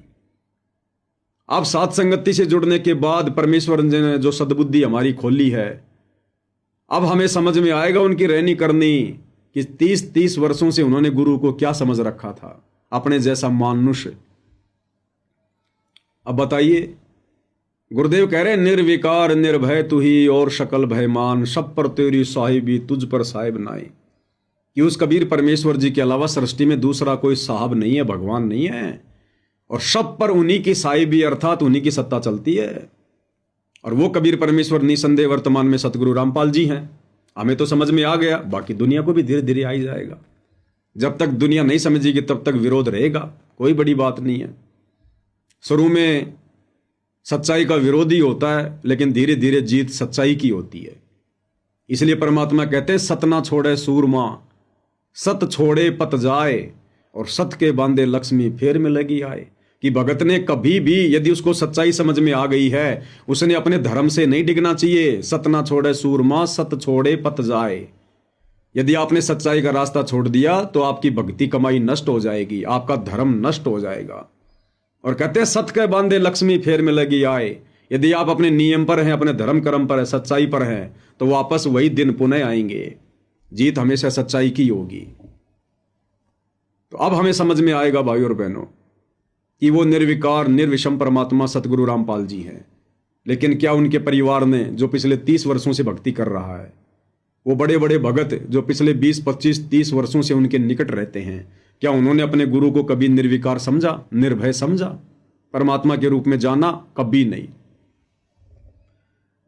अगर सतलोक आश्रम से जुड़े बड़े बड़े परम भक्तों ने, गुरुदेव के परिवार ने गुरुदेव को निर्विकार और निर्भय परमात्मा मान लिया होता, समझ लिया होता, सारी सृष्टि का साहिब समझ लिया होता, तो भाई और बहनों, ना ही तो उस करोथा आश्रम में कभी भी उस निर्विकार परमात्मा को बचाने के लिए बॉडीगार्डों की आवश्यकता पड़ती। उन बंदूकधारियों की, उन बॉडीगार्डों की कभी आवश्यकता नहीं पड़ती। भगत ऐसी मूर्खता कभी नहीं करता। यदि अपने गुरु को परमात्मा मान लेता, निर्भय मान लेता, साहिब मान लेता, फिर वो साहिब, वो परमात्मा, वो कबीर देव, जो सतगुरु रूप में आकर सारी पृथ्वी का पालन पोषण करता है, सबकी बॉडी की रक्षा करता है, सबकी सुरक्षा करता है, उस परमात्मा की सुरक्षा बंदूक हाथ में लेकर भगत कभी सौपन में भी नहीं कर सकता। हाथ जोड़ लेगा कि परमात्मा मैं तो नरक में गिरूंगा, पाप का भागी बनूंगा भयंकर, यदि मैंने ये महा गलती की तो। बरवाला आश्रम में 20-20 बॉडीगार्ड, 25-25 बॉडीगार्ड बंदूक ले लेकर गुरुदेव के आगे पीछे चलते थे। जब गुरुदेव सत्संग करते थे बरवाला आश्रम में, चारों तरफ बुलेट प्रूफ शीशों की केबिन बना रखी थी कि हमारे गुरुजी को कोई गोली ना मार दे। बुलेट प्रूफ शीशे लगा रखे थे। उसके बावजूद भी दो दो भगत जब गुरुदेव सत्संग करते थे, दोनों उन कोणों पर खड़े हो जाते थे। एक भगत तो इधर संगत की तरफ लेके बंदूक खड़ा रहता था, एक भगत इधर संगत की तरफ लेके बंदूक खड़ा रहता था। क्या समझ रखा था इन लोगों ने अपने गुरु को? अपने जैसा 2 कोड़ी का जीव, मानुष्य। और गुरुदेव ने अपने सत्संगों में क्या बताया? भाई और बहनों, ये सत्संग ही अध्यात्म की मूल है, भक्ति की जड़ है। इसलिए गुरुदेव भगवान कहते हैं कि ये कलयुग की बिचली पीढ़ी में ज्ञान आधार का मार्ग है। जिसने सत्संग नहीं सुने, नहीं समझे, वो कभी भी भक्ति मार्ग पर दृढ़ होकर आगे नहीं बढ़ सकता। अब गुरुदेव ने हमें सत्संगों में क्या बताया? पूज्य गुरुदेव भगवान कह रहे हैं कि हम उस भगवान के पुजारी हैं जो कभी मरता नहीं है। यानी है तो स्वयं ही अविनाशी, लेकिन भूमिका तो एक भगत की कर रहे हैं, एक संत की कर रहे हैं, अपने आप को छुपाते हुए। तो कह रहे हैं कि हम उस भगवान के पुजारी हैं जो कभी मरता नहीं है। क्या कहते हैं पूज्य गुरुदेव भगवान? ध्यान से सुनिएगा भाई और बहनों। कंस मार दिया, किसी ने रावण मार दिया। हम उस भगवान के पुजारी है जो मारता नहीं, वो सबका रक्षक है।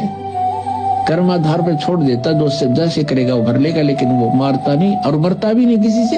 उसको डर नहीं, हथियार रखता नहीं। इसलिए तो उस परमात्मा के पुजारी हैं जो कभी किसी को मारता नहीं। तो क्या कह रहे हैं गुरुदेव भगवान? कि हम उस भगवान के पुजारी हैं जो कभी किसी को मारता नहीं है, और ना वो कभी किसी से मरता है।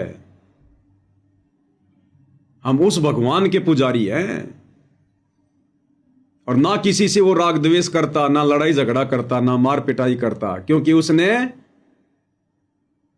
कर्मों के आधार पर सबको छोड़ रखा है। जो जैसे कर्म करेगा उसका फल उसको वैसा ही मिलता रहेगा।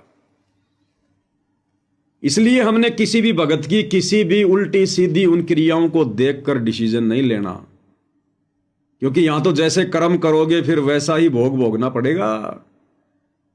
तो हमने केवल उन्हीं चीजों को फॉलो करना है जो गुरुदेव ने बताई है, सत्संगों में बताई है। उनका भोग अच्छा ही होगा, बुरा हो ही नहीं सकता। और कह रहे हम उस भगवान के पुजारी हैं जो कभी किसी को मारता नहीं।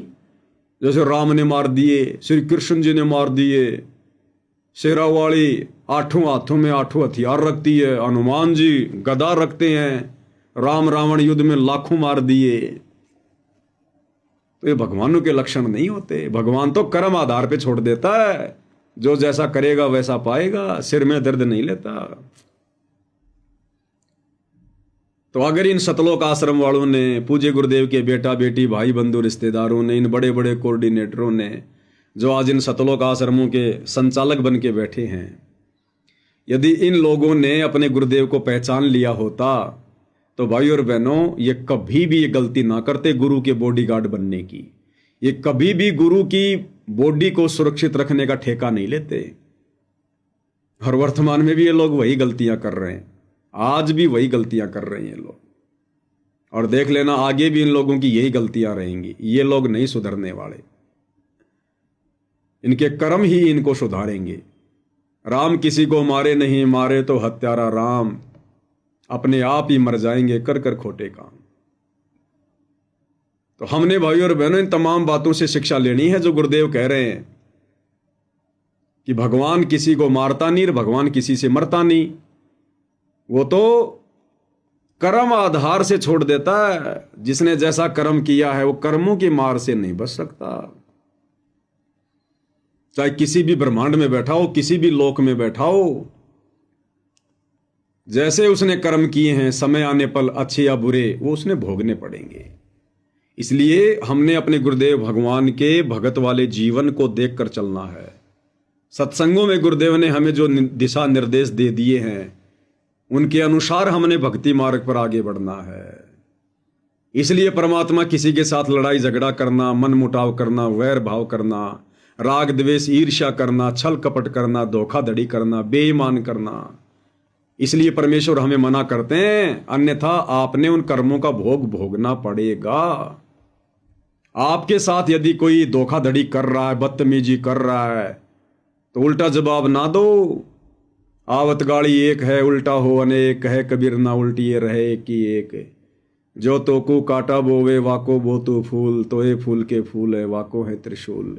समय आने पर जैसे वो कर्म कर रहा है परमेश्वर उसको सजा अवश्य देगा। फिर हम क्यों ठेकेदार बने? हाँ, हम प्रार्थना कर सकते हैं, समझा सकते हैं, विनती कर सकते हैं, लेकिन जैसा दुर्व्यवहार सामने वाला करता है हम उसके बराबर नहीं हो सकते। भाई फिर हमारे में उसमें क्या अंतर? अगर वो जगत वाला होकर, अज्ञानी होकर, अनुपदेशी होकर यदि दुर्व्यवहार कर रहा है और हम भगत होकर, उपदेशी होकर, ये तत्व ज्ञान लेकर भी यदि हम उसके साथ वैसा व्यवहार करेंगे, यदि हम उस पत्थर फेंकने वाले की तरफ ईंट फेंकेंगे, तो हमारे में उसमें क्या अंतर हुआ? बल्कि वो हमसे ज्यादा अच्छा है, क्योंकि वो तो इसलिए कर रहा है क्योंकि उसको ज्ञान नहीं है, और हमारे को ज्ञान होने के बावजूद भी हम उसके जैसा व्यवहार कर रहे हैं उसके साथ है। तो हम तो जानवर से भी बदतर हैं, फिर भगत काहे के? इसलिए भाई और बहनों, परमात्मा हमें जीवित ही मरने की सलाह देते हैं। और फिर हमारा रक्षक, हमारा गुरु, यदि हम उनके इस प्रकार से वचनों पर चलेंगे, नियमों पर चलेंगे, मर्यादाओं में रहकर भक्ति करेंगे, जब इतना दृढ़ विश्वास करेंगे उनके वचनों पर, फिर परमात्मा हमारा बाल बाका होने देगा क्या? अरे प्रहलाद भगत ने त्रेता युग में विश्वास किया था अपने भगवान पर। उसके बाप हिरण्यकश्यप ने 84 बार उसके साथ में दुर्व्यवहार किया, 84 प्रकार की यातनाएं दी उसको। कभी पहाड़ से फिकवाया, कभी गरम गरम तेल के उस कढ़ाई में डाला, कभी जंगल में सर्पों के बीच में डलवा दिया, कभी आग में जलाने का प्रयास किया, मार पिटाई करी। 84 प्रकार से भगत प्रहलाद को उसके पिता ने त्रेता युग में जान से मारने की कोशिश की, लेकिन भगत प्रहलाद ने विश्वास किया उस परम शक्ति पर, परम सत्ता पर, जो कि उस समय उसके गुरु रूप में भी नहीं था। उसको पता भी नहीं था कि भगवान कौन है। पूर्व जन्म के संस्कार से विष्णु जी को परमात्मा मानकर ओम विष्णु देवाय नमः, ओम विष्णु देवाय नमः, नारद को अपना गुरु धारण कर रखा था। उसके बावजूद भी उसके विश्वास को देखकर और उसके पूर्व जन्म के मजबूत संस्कारों को देखकर परमात्मा ने पल पल रक्षा की। पल पल जिस हिरण्यकश्यप से त्रेता युग में पूरी पृथ्वी कांपती थी, तो वर्तमान में तो भाई और बहनों साक्षात वो पूर्ण ब्रह्म परमात्मा जो नरसिंह रूप धारण करके आया था भगत प्रहलाद को बचाने, आज सतगुरु रामपाल जी के रूप में धरती पर साक्षात प्रकट है। और सबसे बड़ी बात, हम उनकी शरण में हैं, वे हमारे पूज्य गुरुदेव भगवान हैं। तो भाई और बहनों, हमने तो जो विधि गुरुदेव भगवान ने बताई है, जो मर्यादा बताई है, भगत के जो लक्षण बताए हैं, बस हमने उन पर खरा उतरना है। बाकी काम पूज्य गुरुदेव भगवान का है। परमात्मा कहते हैं, जय हमरा भगत पछोड़ी होई तो हमरा नाम न लेवे कोई। अगर मेरे भक्ता पर आपत्ति आ गई तो मेरा नाम कौन लेगा? संसार में भक्ति कौन करेगा? तो परमेश्वर पल पल रक्षा करेगा, पल पल यदि हमें विश्वास है तो। लेकिन करेगा मर्यादित भक्तों की। मर्यादा तोड़ के चाहे कितना विश्वास करके बैठ जाना, मर्यादा तोड़ के चाहे कितना विश्वास करके बैठ जाना, कोई बचाव नहीं होगा। जिस प्रकार गुरुदेव भगवान ने बताया कि विश्वास करके और गधे के नीचे बाल्टी लेके बैठ जाओ, कभी भी दूध की नहीं भरेगा, वो मूत की भर सकता है, दूध की नहीं भरेगा। तो विश्वास, लेकिन विश्वास भी वही करो जहां पर सत्यता हो।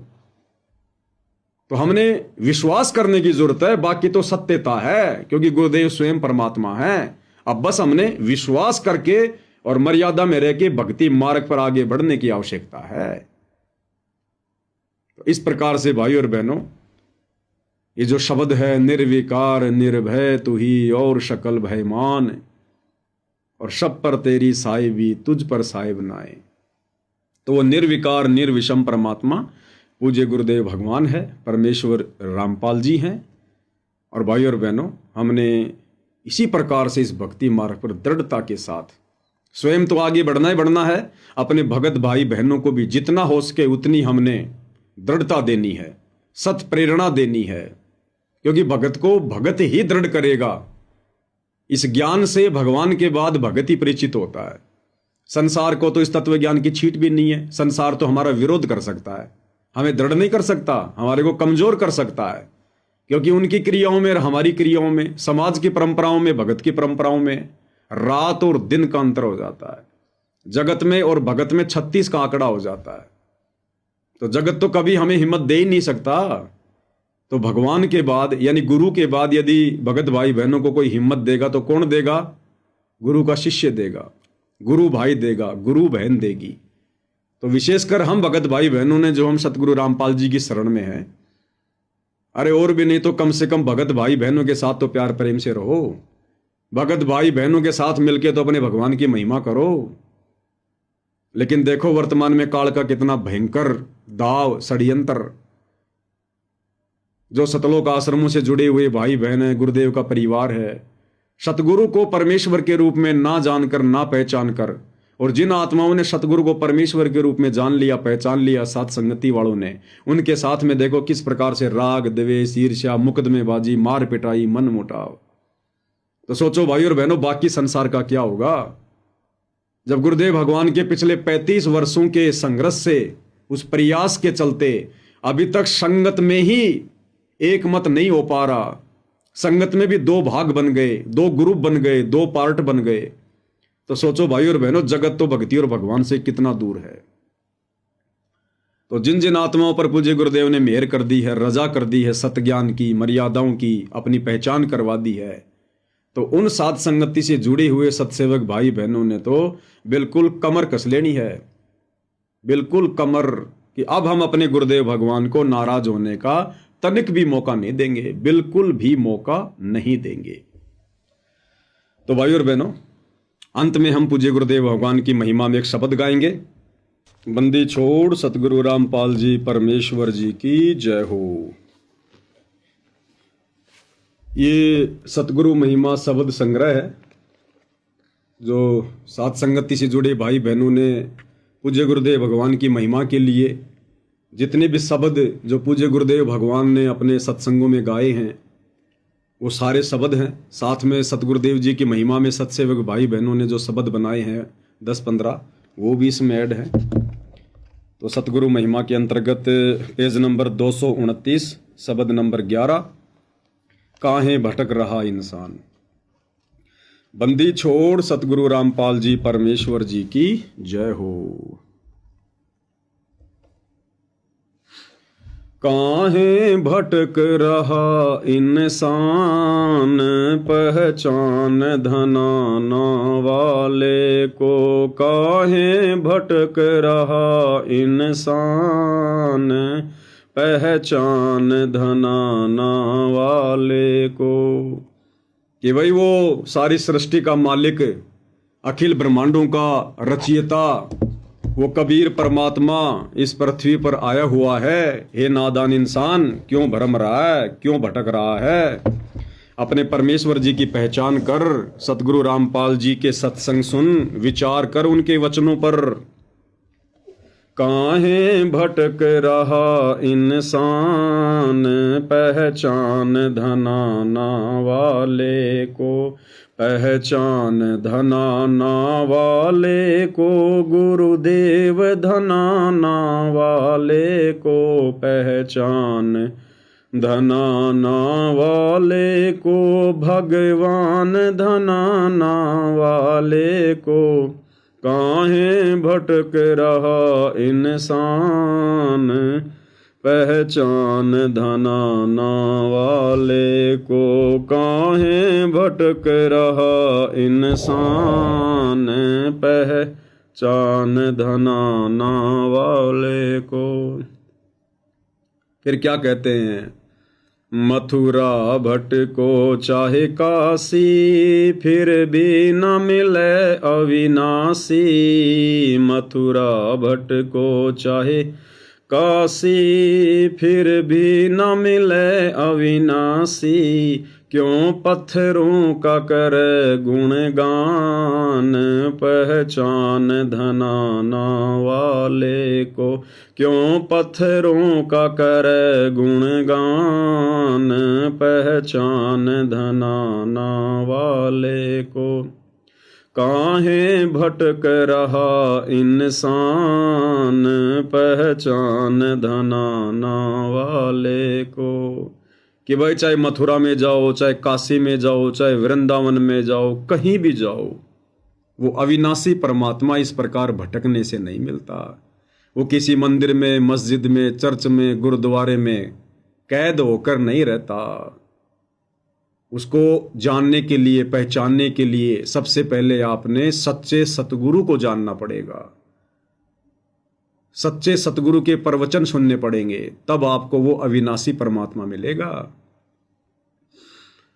और हम इन मंदिरों में, मस्जिदों में, चर्चों में जाकर खाली इन पत्थरों के निर्जीव, बेजुबान, बेबस, लाचार भगवानों की भक्ति कर सकते हैं, झूठा गुणगान कर सकते हैं।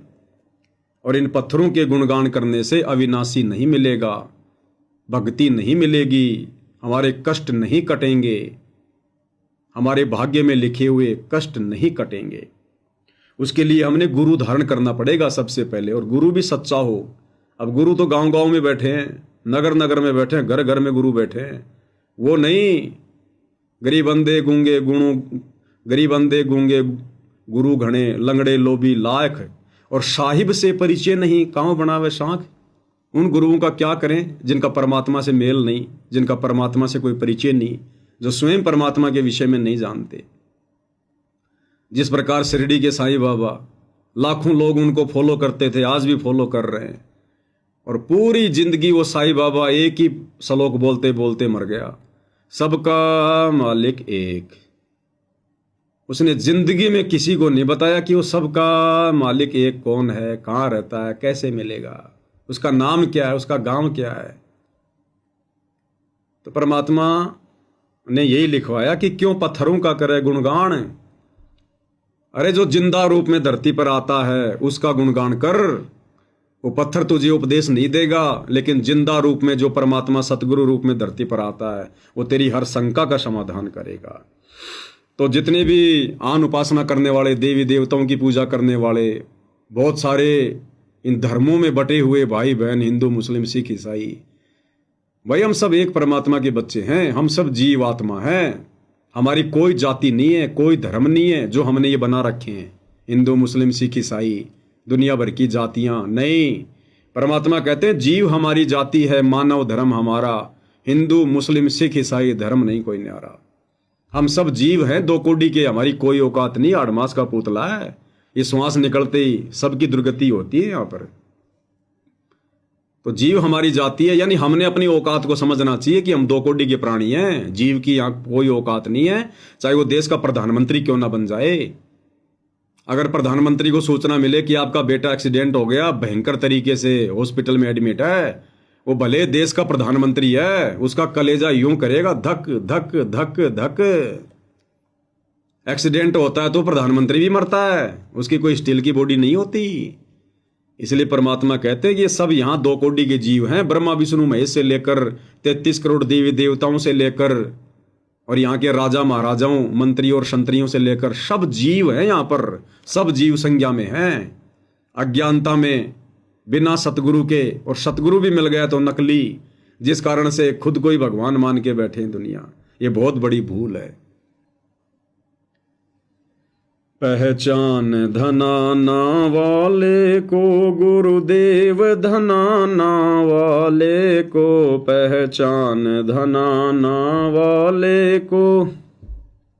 गुरुदेव धनाना वाले को काहे भटक रहा इंसान, पहचान धनाना वाले को। फिर क्या लिखवाया मालिक ने, मस्जिद भटको चाहे मंदिर, सतगुरु है घट के अंदर। मस्जिद भटको चाहे मंदिर, सतगुरु है घट के अंदर। ये जगत के तारणहार, पहचान धनाना वाले को। ये जगत के तारणहार, पहचान धनाना वाले को। भाई और बहनों, ये बार बार जो धनाना शब्द बोला जा रहा है, तो भगवान कोई धनाना में नहीं बैठा हुआ है। कोई ये समझ ले भाई जो सतलोक आश्रम वालों ने धनाना आश्रम खोल दिया, बस वहां जाने से भगवान मिलेगा, नहीं।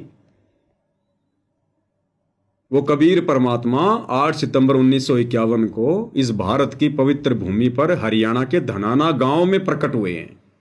एक लीला की है परमात्मा ने, मुंह बोले माता पिता बनाकर प्रकट होने की। इसलिए धनाना शब्द का प्रयोग किया जाता है। केवल उस धरती के लिए उस गांव का नाम लिया जाता है। बाकी धनाना गांव में जाकर चाहे तुम मकान बना के रह लेना, ऐसे परमात्मा नहीं मिलता।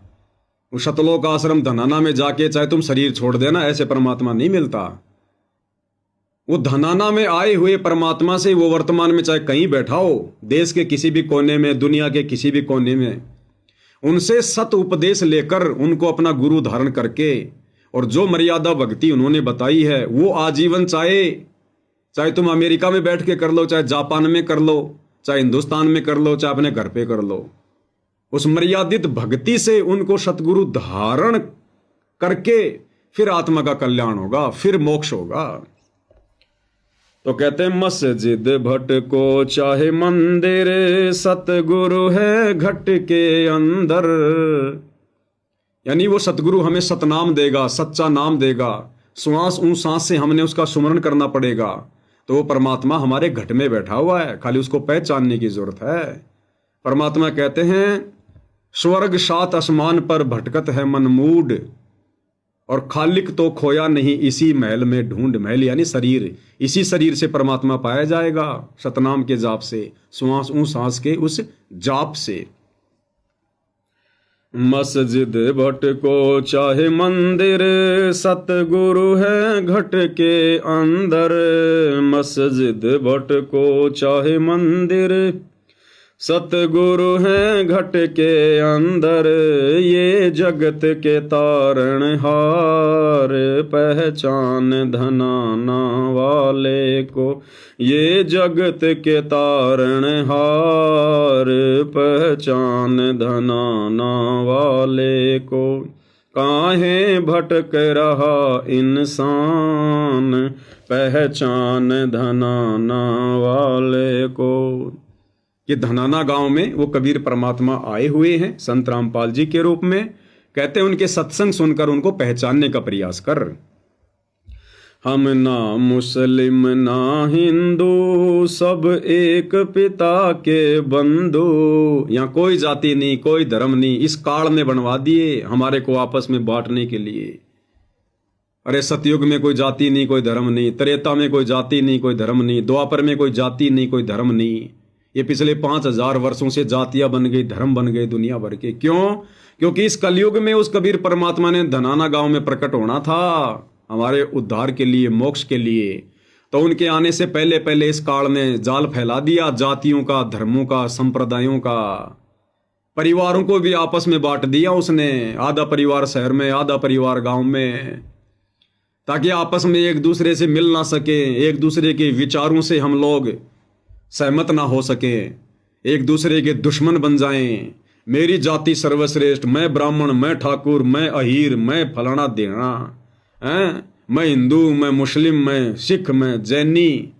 हमारे को आपस में एक ही परमात्मा के बच्चों को, जिस प्रकार एक बाप के 4 बच्चे हैं, एक बाप की 4 संतान है, और जब वो पिता शाम को काम धंधा करके घर की तरफ आता है तो एक बच्चा क्या कहता है कि देखो देखो मेरे पापा जी आ गए, मेरे पापा जी आ गए। दूसरा नादान बच्चा कहता नहीं वो तो मेरे डैडी है, मेरे डैडी। तीसरा कहता रे तेरा दिमाग खराब है क्या, वो तो मेरे फादर है, मेरे फादर। और चौथा वो कहता रे तुम तीनों है ना मंदबुद्धि हो, वो तो मेरा बाप आ रहा है, मेरा बाप है। अब भाई चाहे उसको फादर कह दो, चाहे उसको डैडी कह दो, चाहे बाप कह दो, चाहे उसको पिता कह दो, वो है एक ही उनका। तो हिंदू जिसको भगवान कह रहे हैं, मुसलमान जिसको अल्लाह कह रहे हैं, वाहिगुरु जिसे सिख भाई जिसको वाहिगुरु कह रहे हैं, ईसाई जिसको मसीहा कह रहे हैं, गॉड कह रहे हैं, अरे वो एक ही है भाई, कबीर परमात्मा। वेदों की तरफ लौटो। सतगुरु रामपाल जी ने पढ़ा दिए, समझा दिए, उनके प्रवचन सुनो। वेद लाकर पढ़ने से नहीं समझ पाओगे। सतगुरु रामपाल जी ने उन्हीं वेदों को जो इन ऋषि महर्षियों ने लिखे हैं, जिनको हम ऑथेंटिक मानते हैं, उन्हीं को पढ़ पढ़ के दिखा दिया, समझा दिया, अपनी तरफ से वेद नहीं लिखे। अब तो सतगुरु रामपाल जी के प्रवचन समझने की जरूरत है, सुनने की जरूरत है, तब हम ये जाति और धर्म के इस षड्यंत्र से बाहर निकल सकते हैं, भक्ति कर सकते हैं। नहीं तो आपस में मरोगे, कटोगे। आने वाले समय में युग परिवर्तन का समय है, ये कोई बचाने वाला नहीं है धरती पर। ये काल का सुनियोजित षड्यंत्र था हमें आपस में बांटने का। तो भाई मुसलमान चाहे मस्जिद में जा जाके चाहे अपना माथा घिस दो, अल्लाह के दर्शन भी नहीं होने वाले। और हिंदू चाहे मंदिर में जा जाके, सिख भाई चाहे गुरुद्वारों में जा जाके कितने पाठ कर लो भाई, और ईसाई भाई चर्चों में जाके कितना ही कुछ कर लो, सो यत्न कर लो, उस मसीहा के तो छाया के दर्शन भी नहीं कर सकते तुम। अगर उसको पूरा का पूरा प्राप्त करना है तो सतगुरु रामपाल जी को सतगुरु धारण करना पड़ेगा। ये स्वयं ही वो अल्लाह है, मसीहा है, वाहिगुरु है, गॉड है, भगवान है। लेकिन ऐसे समझ में नहीं आएगा ये, उसके लिए इनके सत्संग सुनने पड़ेंगे, ज्ञान से परिचित होना पड़ेगा। फिर देखना तुम्हारे को स्पष्ट रूप से प्रत्यक्ष में भगवान खड़ा दिखाई देगा। भगवान है। हम ना मुस्लिम ना हिंदू, सब एक पिता के बंधु।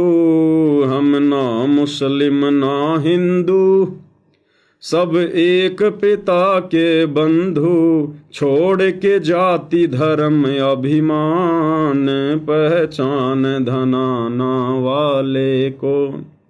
छोड़ के जाति धर्म अभिमान, पहचान धनाना वाले को।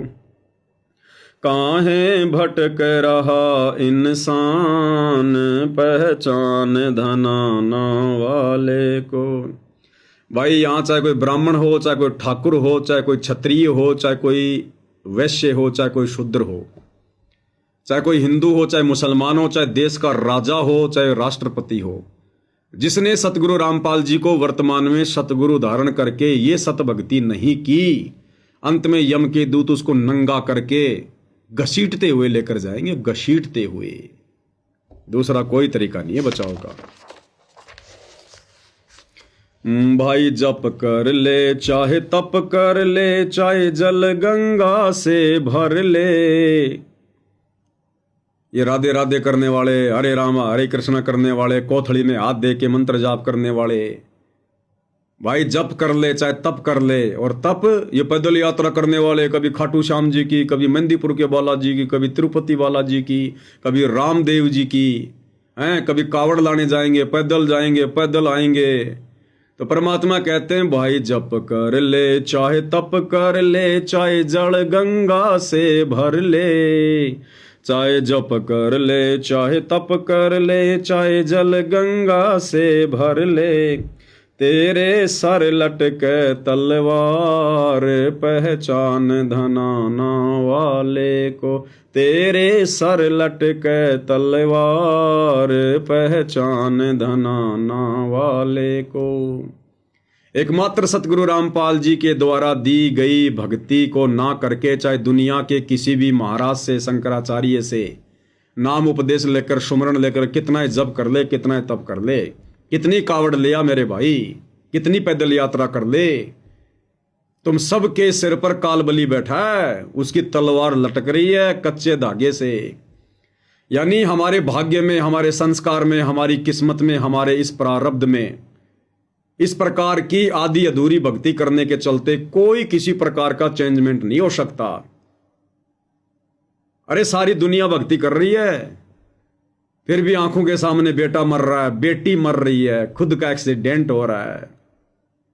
ये आए दिन दुनिया भर की गाड़ियों में आग लग रही है, ब्लास्ट हो रहे हैं, गाड़ियों की गाड़ियां ठुक रही हैं। अभी थोड़े दिन पहले जयपुर के हरमाड़ा क्षेत्र में न्यूज आई थी, आप सबने देखा, एक डंपर वाला शराब के नशे में कई गाड़ियों को रौंद गया, 15-20 लोग मर गए। अरे वो डंपर वाले के डंपर में भी आगे डैशबोर्ड पर शंकर जी की मूर्ति रखी थी, गणेश जी की मूर्ति रखी थी। वो जिन गाड़ियों को रौंद गया, उन छोटी छोटी गाड़ियों में भी माता जी की वो चुंदरी बंधी हुई थी, मालाएं लटकी हुई थी।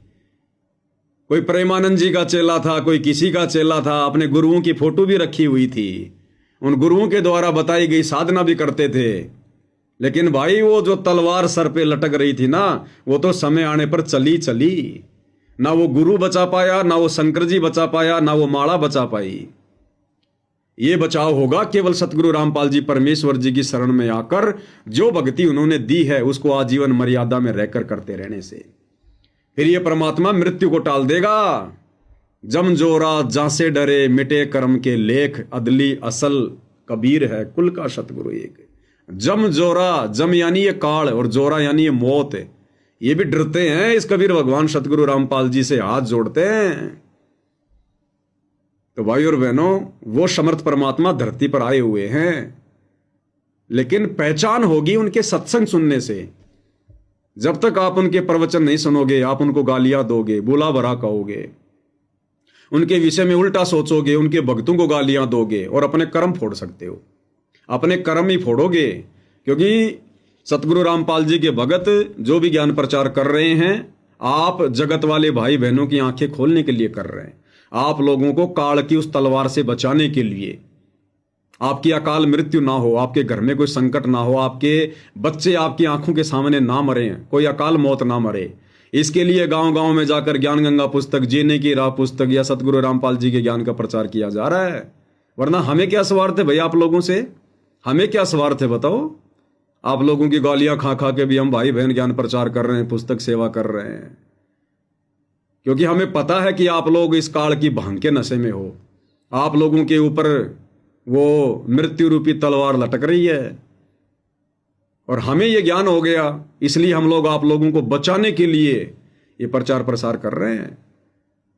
तो जिनका नशा उतर चुका होगा वो तो स्वीकार कर लेते हैं और अपनी जान बचा लेते हैं, और जो विरोध करते हैं फिर देखो कैसे मरते हैं। कोई बम ब्लास्ट में मरता है, अभी दिल्ली में बम ब्लास्ट हुआ, कितने मर गए?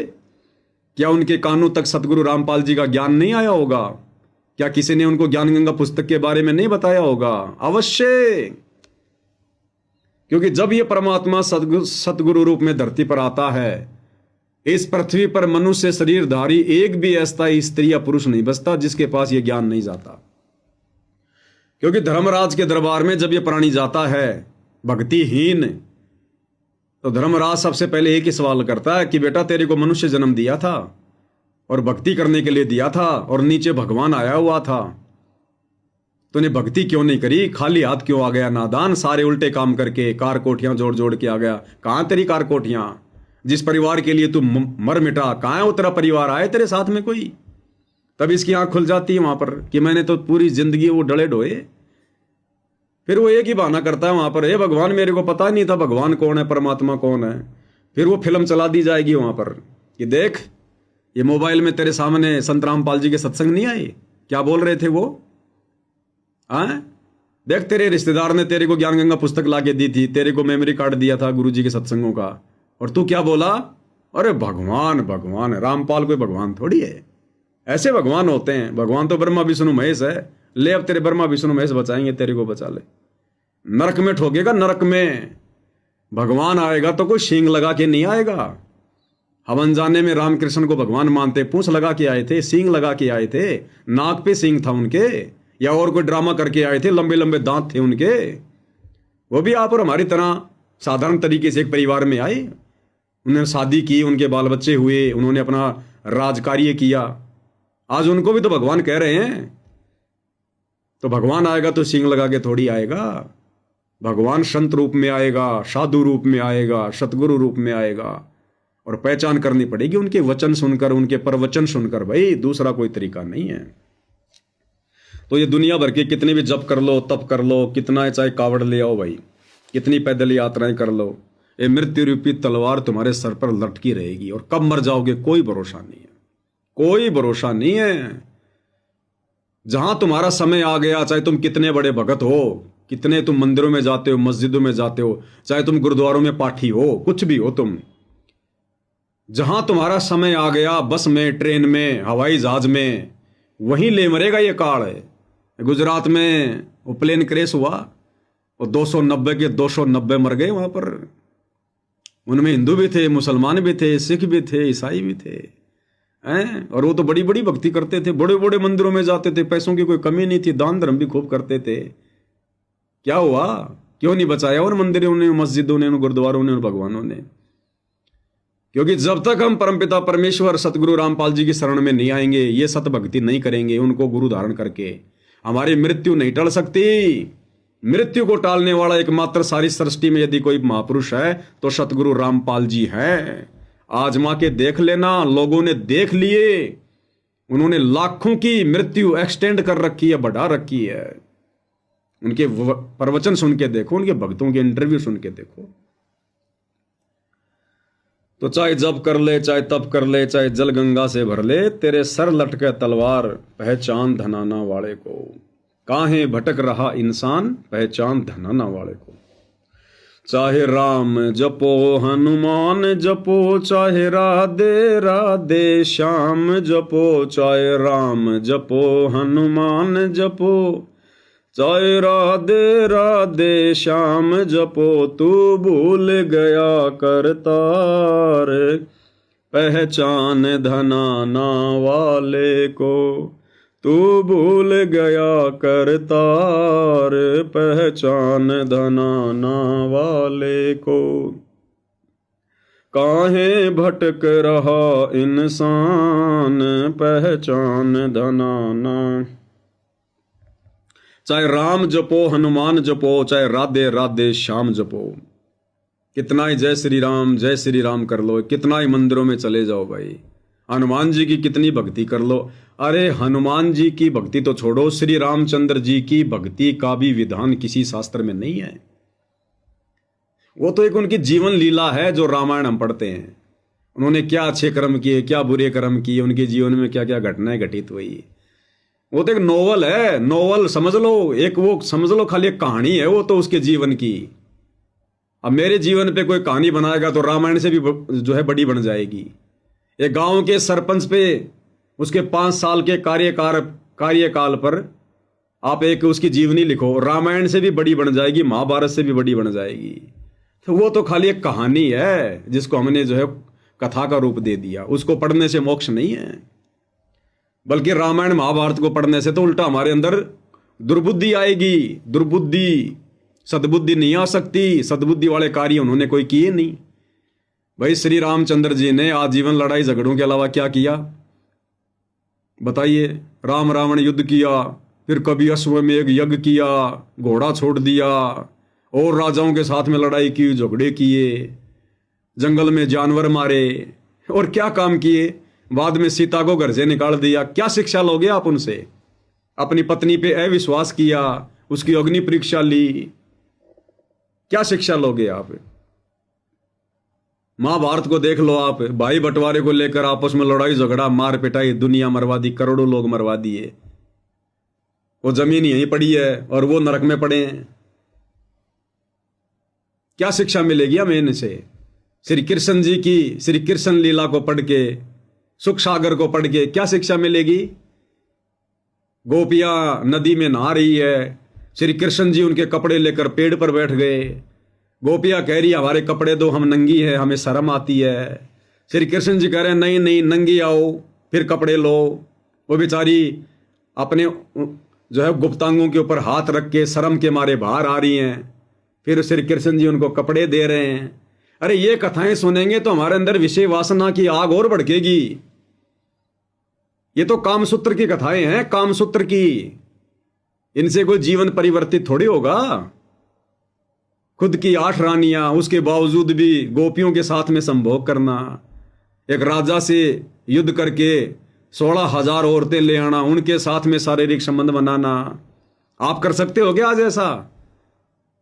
अरे जो श्री कृष्ण जी ने किया, क्योंकि भगवान के पद चिन्हों पर भगत ने चलना पड़ता है, तो आज आप श्री कृष्ण जी के पद चिन्हों पे आप जी जो है चल सकते हो क्या? और चल लिए तो आप जी सुखी रह सकते हो क्या? ना तुम्हारा घर बचेगा, ना परिवार बचेगा, ना तुम्हारा समाज बचेगा। उनके तो 8 रानियां थी, उसके बावजूद उन्होंने 16,000 के साथ शारीरिक संबंध बनाए। तुम अपनी औरत के अलावा किसी एक से भी बना लो, सबसे पहले तो तुम्हें औरत छोड़ के भागेगी, मुकदमे हो जाएंगे तुम्हारे ऊपर, घर टूट जाएगा, परिवार टूट जाएगा। आज तुम किसी नाती हुई बहन बेटी के लेके कपड़े और पेड़ पर जो चढ़ो, छत पे चढ़ो और बोलो कि नंगी आ तब दूंगा ये तेरी साड़ी, शाम पहले गांव में झगड़ा हो जाएगा।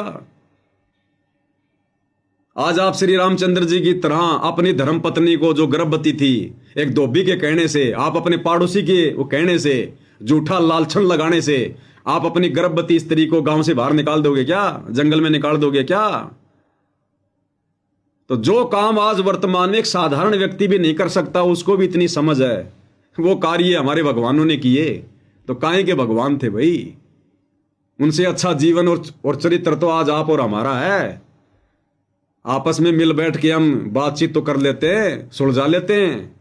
उन्होंने तो तीर मारे, सुदर्शन चक्कर मारे, अग्नि बाण मारे, दुनिया मार दी, सबके पाप कर्म अपने सिर पर लेकर और चले गए। समय आने पर भोगेंगे अपने कर्म। तो बताओ, या तो रामचंद्र जी की भक्ति का भी ना तो रामायण में विधान है, ना गीता में, ना वेदों में। गीता जी अध्याय 15 श्लोक नंबर 16 और 17 ब्रह्मा विष्णु महेश की पूजा करने को भी मना करता है। अध्याय 7 श्लोक नंबर 12 से 15 तीनों गुणों की पूजा करने के लिए मना करता है, ब्रह्मा विष्णु महेश की भक्ति। और हम पूज रहे हनुमान जी। हनुमान जी तो बेचारा भगत था एक। अरे हनुमान जी तो खुद भगत था, श्री रामचंद्र की भक्ति करता था, भर में था बेचारा, और हम हनुमान जी के पीछे लग गए। वो तो खुद रामचंद्र जी का भगत था, हमने भगत की पूंछ पकड़ ली। क्या मिलेगा हमारे को? इसीलिए दुनिया दुखी है, परेशान है। हॉस्पिटल पे हॉस्पिटल भरी पड़ी है, सब लोग भक्ति कर रहे हैं, सब भक्ति करते हैं और हॉस्पिटल भरी पड़ी है। एक्सीडेंट हो रहे हैं, बीमार हो रहे हैं, लड़ाई झगड़े हो रहे हैं, कोर्ट में मुकदमे भरे पड़े हैं। बताओ क्या बचाव कर रहे हो हमारा भगवान? तो भाई सत भक्ति को अपनाओ जो सतगुरु रामपाल जी लेकर आए हैं, इससे छुटकारा होगा, घर परिवार में भी शांति होगी, शरीर भी हमारा स्वस्थ रहेगा, आने वाली समस्याएं भी इस भक्ति से दूर होंगी। तो कहते हैं राम जपो चाहे हनुमान जपो, चाहे राधे राधे श्याम जपो। अब बताओ, राधे राधे राधे राधे श्याम मिला दे। अब गुरुदेव भगवान कहते हैं कि वो राधा पूरी जिंदगी श्याम से नहीं मिल पाई।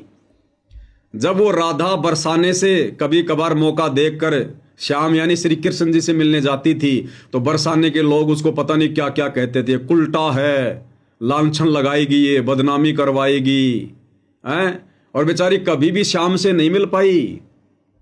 और आज हम कह रहे हैं कि राधे राधे श्याम मिला दे, ये राधा मुझे श्याम से मिला दे। वो राधा तो नहीं मिल पाई बेचारी पूरी जिंदगी। तो ये नकली धर्मगुरु ने हमारे को क्या क्या मंत्र पकड़ा दिए, जिनका कोई सिर नहीं, कोई पैर नहीं।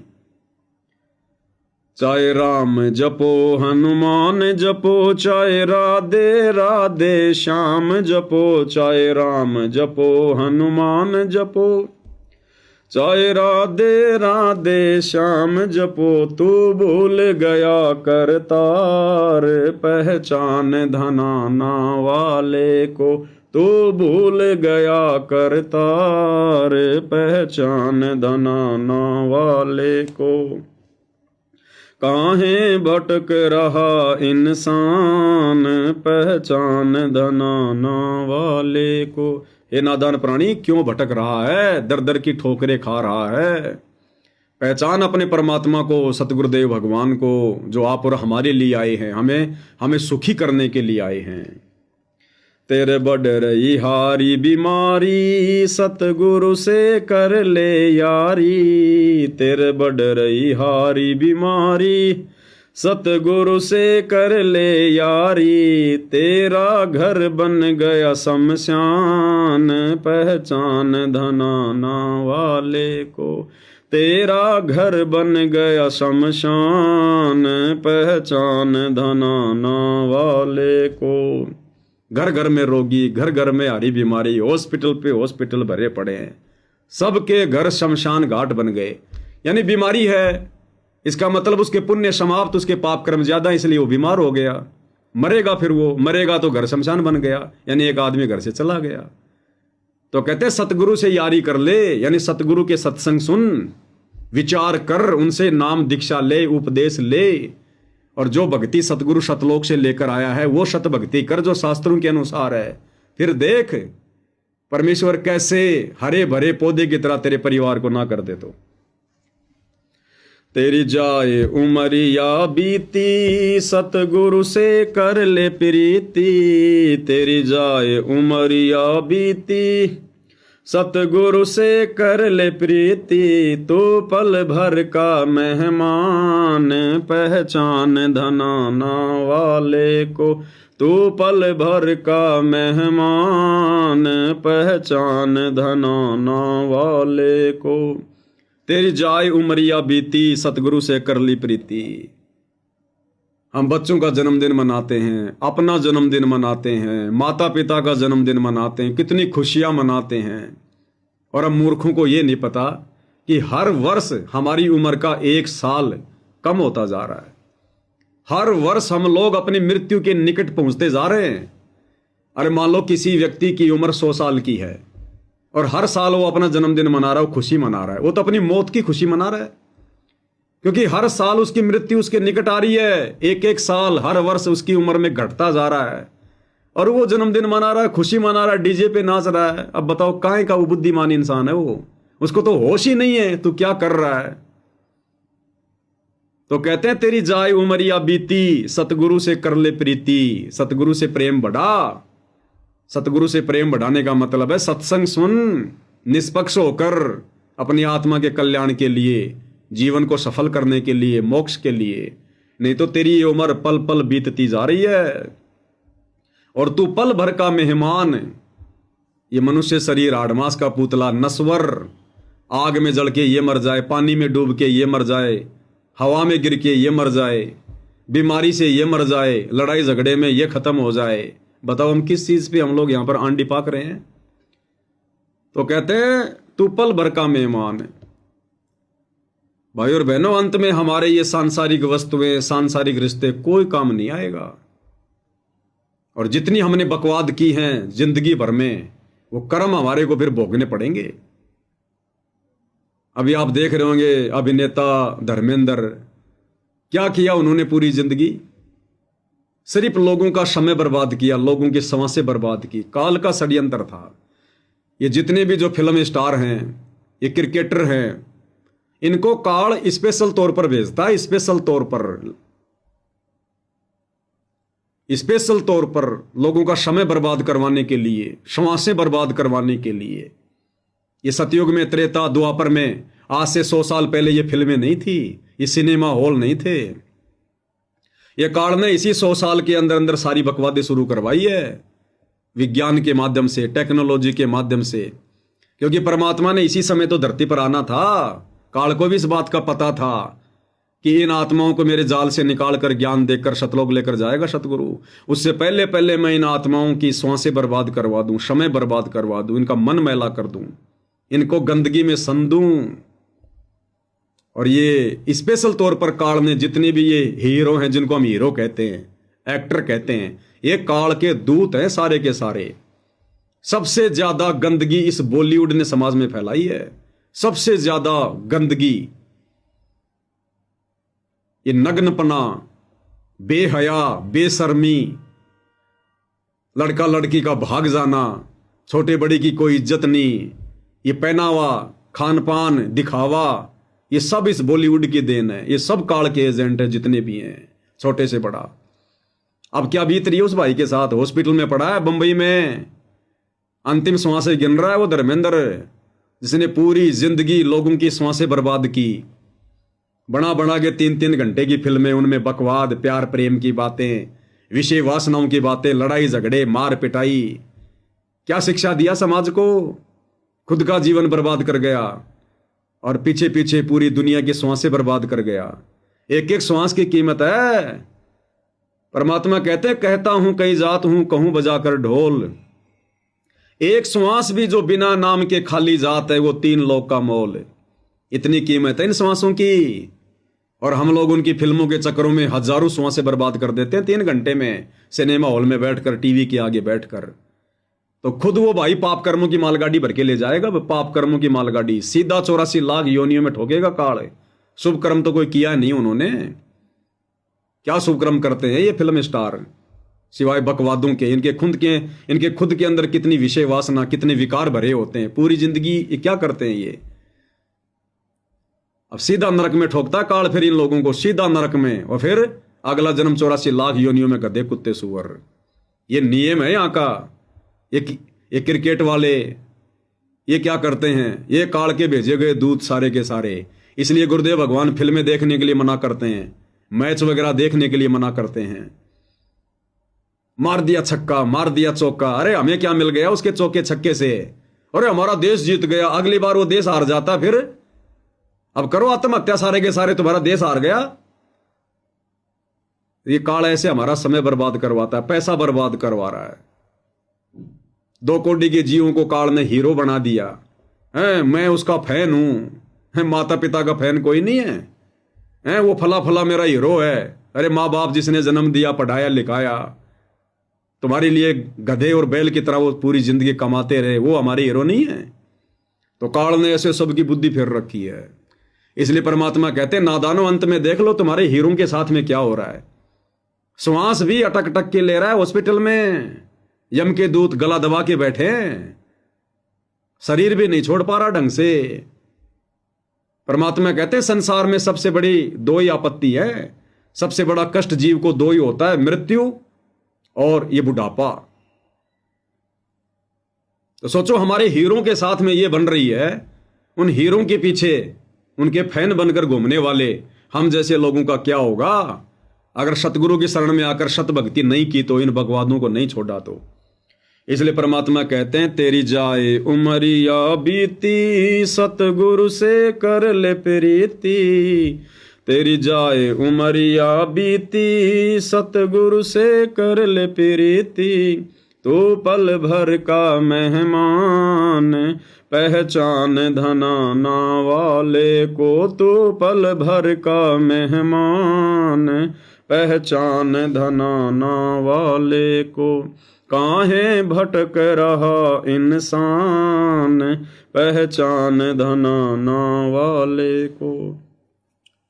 थारी साध संगत कर पूजा, मारा और नहीं कोई दूजा। थारी साध संगत कर पूजा, यानी अब हम भगत भाई बहन अपने पूज्य गुरुदेव भगवान की महिमा में, कि गुरुदेव भगवान ने हमारे ऊपर जो महाउपकार किया है अपनी शरण में लेकर, शत भक्ति देकर, उसके लिए हम साथ संगत वाले भाई बहन अपने गुरुदेव की महिमा करते हैं लास्ट में। थारी साध संगत कर पूजा, मारा और नहीं कोई दूजा। कि हे परमेश्वर, हे गुरुदेव भगवान, आपके अलावा इस नकली संसार में, नश्वर संसार में हमारा और दूसरा कोई संगी साथी नहीं है, कोई सहारा नहीं है हमारा। अंत समय में केवल आप ही हमारे सहारे हो, आप ही हमारे भगवान हो, हमारे परमात्मा हो। थारी साध संगत कर पूजा, मारा और नहीं कोई दूजा। गुरु राम पाल भरतार, पहचान धनाना वाले को। गुरु राम पाल भरतार, पहचान धनाना वाले को। भरतार यानी धनी, स्वामी। काहे भटक रहा इंसान, पहचान धनाना वाले को। पहचान धनाना वाले को, गुरुदेव धनाना वाले को। पहचान धनाना वाले को, गुरुदेव धनाना वाले को।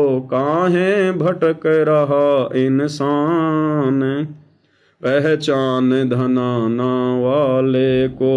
काहे भटक रहा इंसान, पहचान धनाना वाले को। अब भाई और बहनों, ये विशेष संदेश है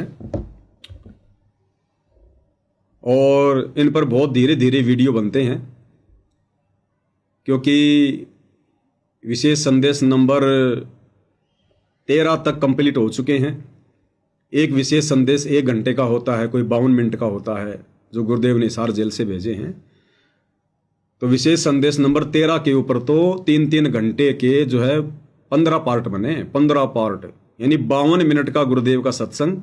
उसके ऊपर 15 वीडियो जो है वो बने थे 3-3 घंटे के, यानी 45 घंटे साथ संगति हुई थी गुरुदेव के 52 मिनट के सत्संग पर। और अब ये सत्संग नंबर 14, विशेष संदेश नंबर 14, कल इस पर हम 2-2.5 घंटे लाइव आए। आज मालिक की दया से 2 घंटे हो गए, जबकि मुश्किल से 5 मिनट का ही गुरुदेव का सत्संग समाप्त हुआ है। तो हमें भी कोई जल्दबाजी नहीं है, हमने तो परमात्मा की महिमा करनी है, कोई नंबर थोड़े बनाने हैं, कोई जल्दी जल्दी, कोई आपत्ति थोड़ी आ रही है। मालिक की चर्चा करेंगे, प्यार प्रेम से करेंगे, धैर्य के साथ करेंगे, हृदय से करेंगे, समय चाहे कितना ही लगे। और रोजाना अगर 1 घंटा 2 घंटा भी मालिक की चर्चा हो जाती है, ये भी भगवान का सुमरन हो रहा है। हम भाई बहन मिलकर मालिक की चर्चा कर रहे हैं, महिमा कर रहे हैं, सत्संग सुन रहे हैं, निष्कर्ष निकाल रहे हैं, ये भी हमारा सुमरन हो रहा है। ये भी एक परमात्मा का जो है वो सत्संग ही है, परमात्मा की याद जो है वो तरोताज़ा हो रही है, मालिक की महिमा हो रही है। ये भी भक्ति का एक अंग है, एक पार्ट है, क्योंकि गुरुदेव कहते हैं साध संगत हरि भक्ति बिन कोई न उतरे पार, निर्मल आदि अनादि है गंदा सब संसार। तो साध संगति भी भक्ति का एक पार्ट है। और यदि हमने निष्पक्ष होकर, राग द्वेष को छोड़कर, यदि हमने कुछ सार ग्रहण किया, ये नहीं सोचना कि यार ये भगत होके क्यों इतना बोल रहा है, ये भगत होके क्या ज्ञान छांट रहा है, ये तो होती है मूर्खों की बात, अज्ञानियों की बात है।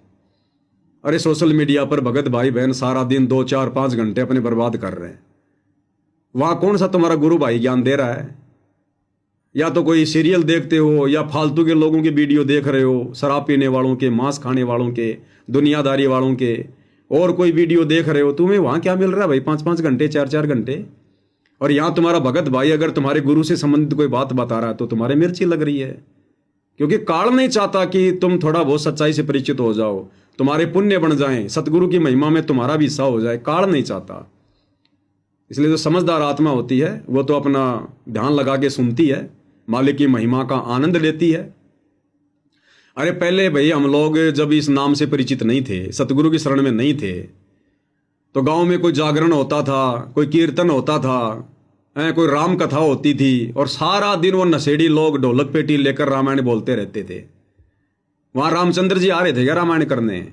हनुमान जी की कथा में हनुमान जी आते हैं क्या वो कथा करने के लिए? आप और हमारे जैसे ही वो नशेड़ी व्यक्ति उस समय तो बन गया भगत, और बाकी वो दारू के ठेके शराब पीता है, बीड़ी पीता है। बीड़ी तो इन राम कथाओं में यहाँ पे प्रसाद के रूप में चलती है। तो जब उनके मुंह से पूरी पूरी रात हम वो सुनते रहते थे, जिसके सुनने से कोई लाभ भी नहीं मिलना था, उन कथाओं के सुनने से हमारे को कोई पुण्य भी नहीं मिलना था, तो आज तो सच्चे भगवान की महिमा और उनके भगत कर रहे हैं, तो पुण्य पुण्य है, फायदा ही फायदा है। लेकिन काल उन आत्माओं को नहीं सुनने देगा जो आत्माएं अभी काल प्रेरित हैं, काल का जिनके ऊपर पहरा है, जो पूर्णतया सतगुरु की शरण में नहीं आ पाए हैं। यानी नाम लेकर भी जो ज्ञान से अच्छे से परिचित नहीं होगा वो सतगुरु की शरण में नहीं माना जाता है। तो भाई और बहनों, ये तो देखो सबके अपने अपने विचार हैं, ये तो चलते रहेंगे। आप और हमने क्या करना है उस पर हमने ध्यान देना है। तो पूज्य गुरुदेव भगवान के आशीर्वाद से आज की साथ संगति में केवल इतना ही। गुरुदेव हम सबका मार्गदर्शन करें, हमें सुसंगति से जोड़े रखें, हमें आशीर्वाद दें।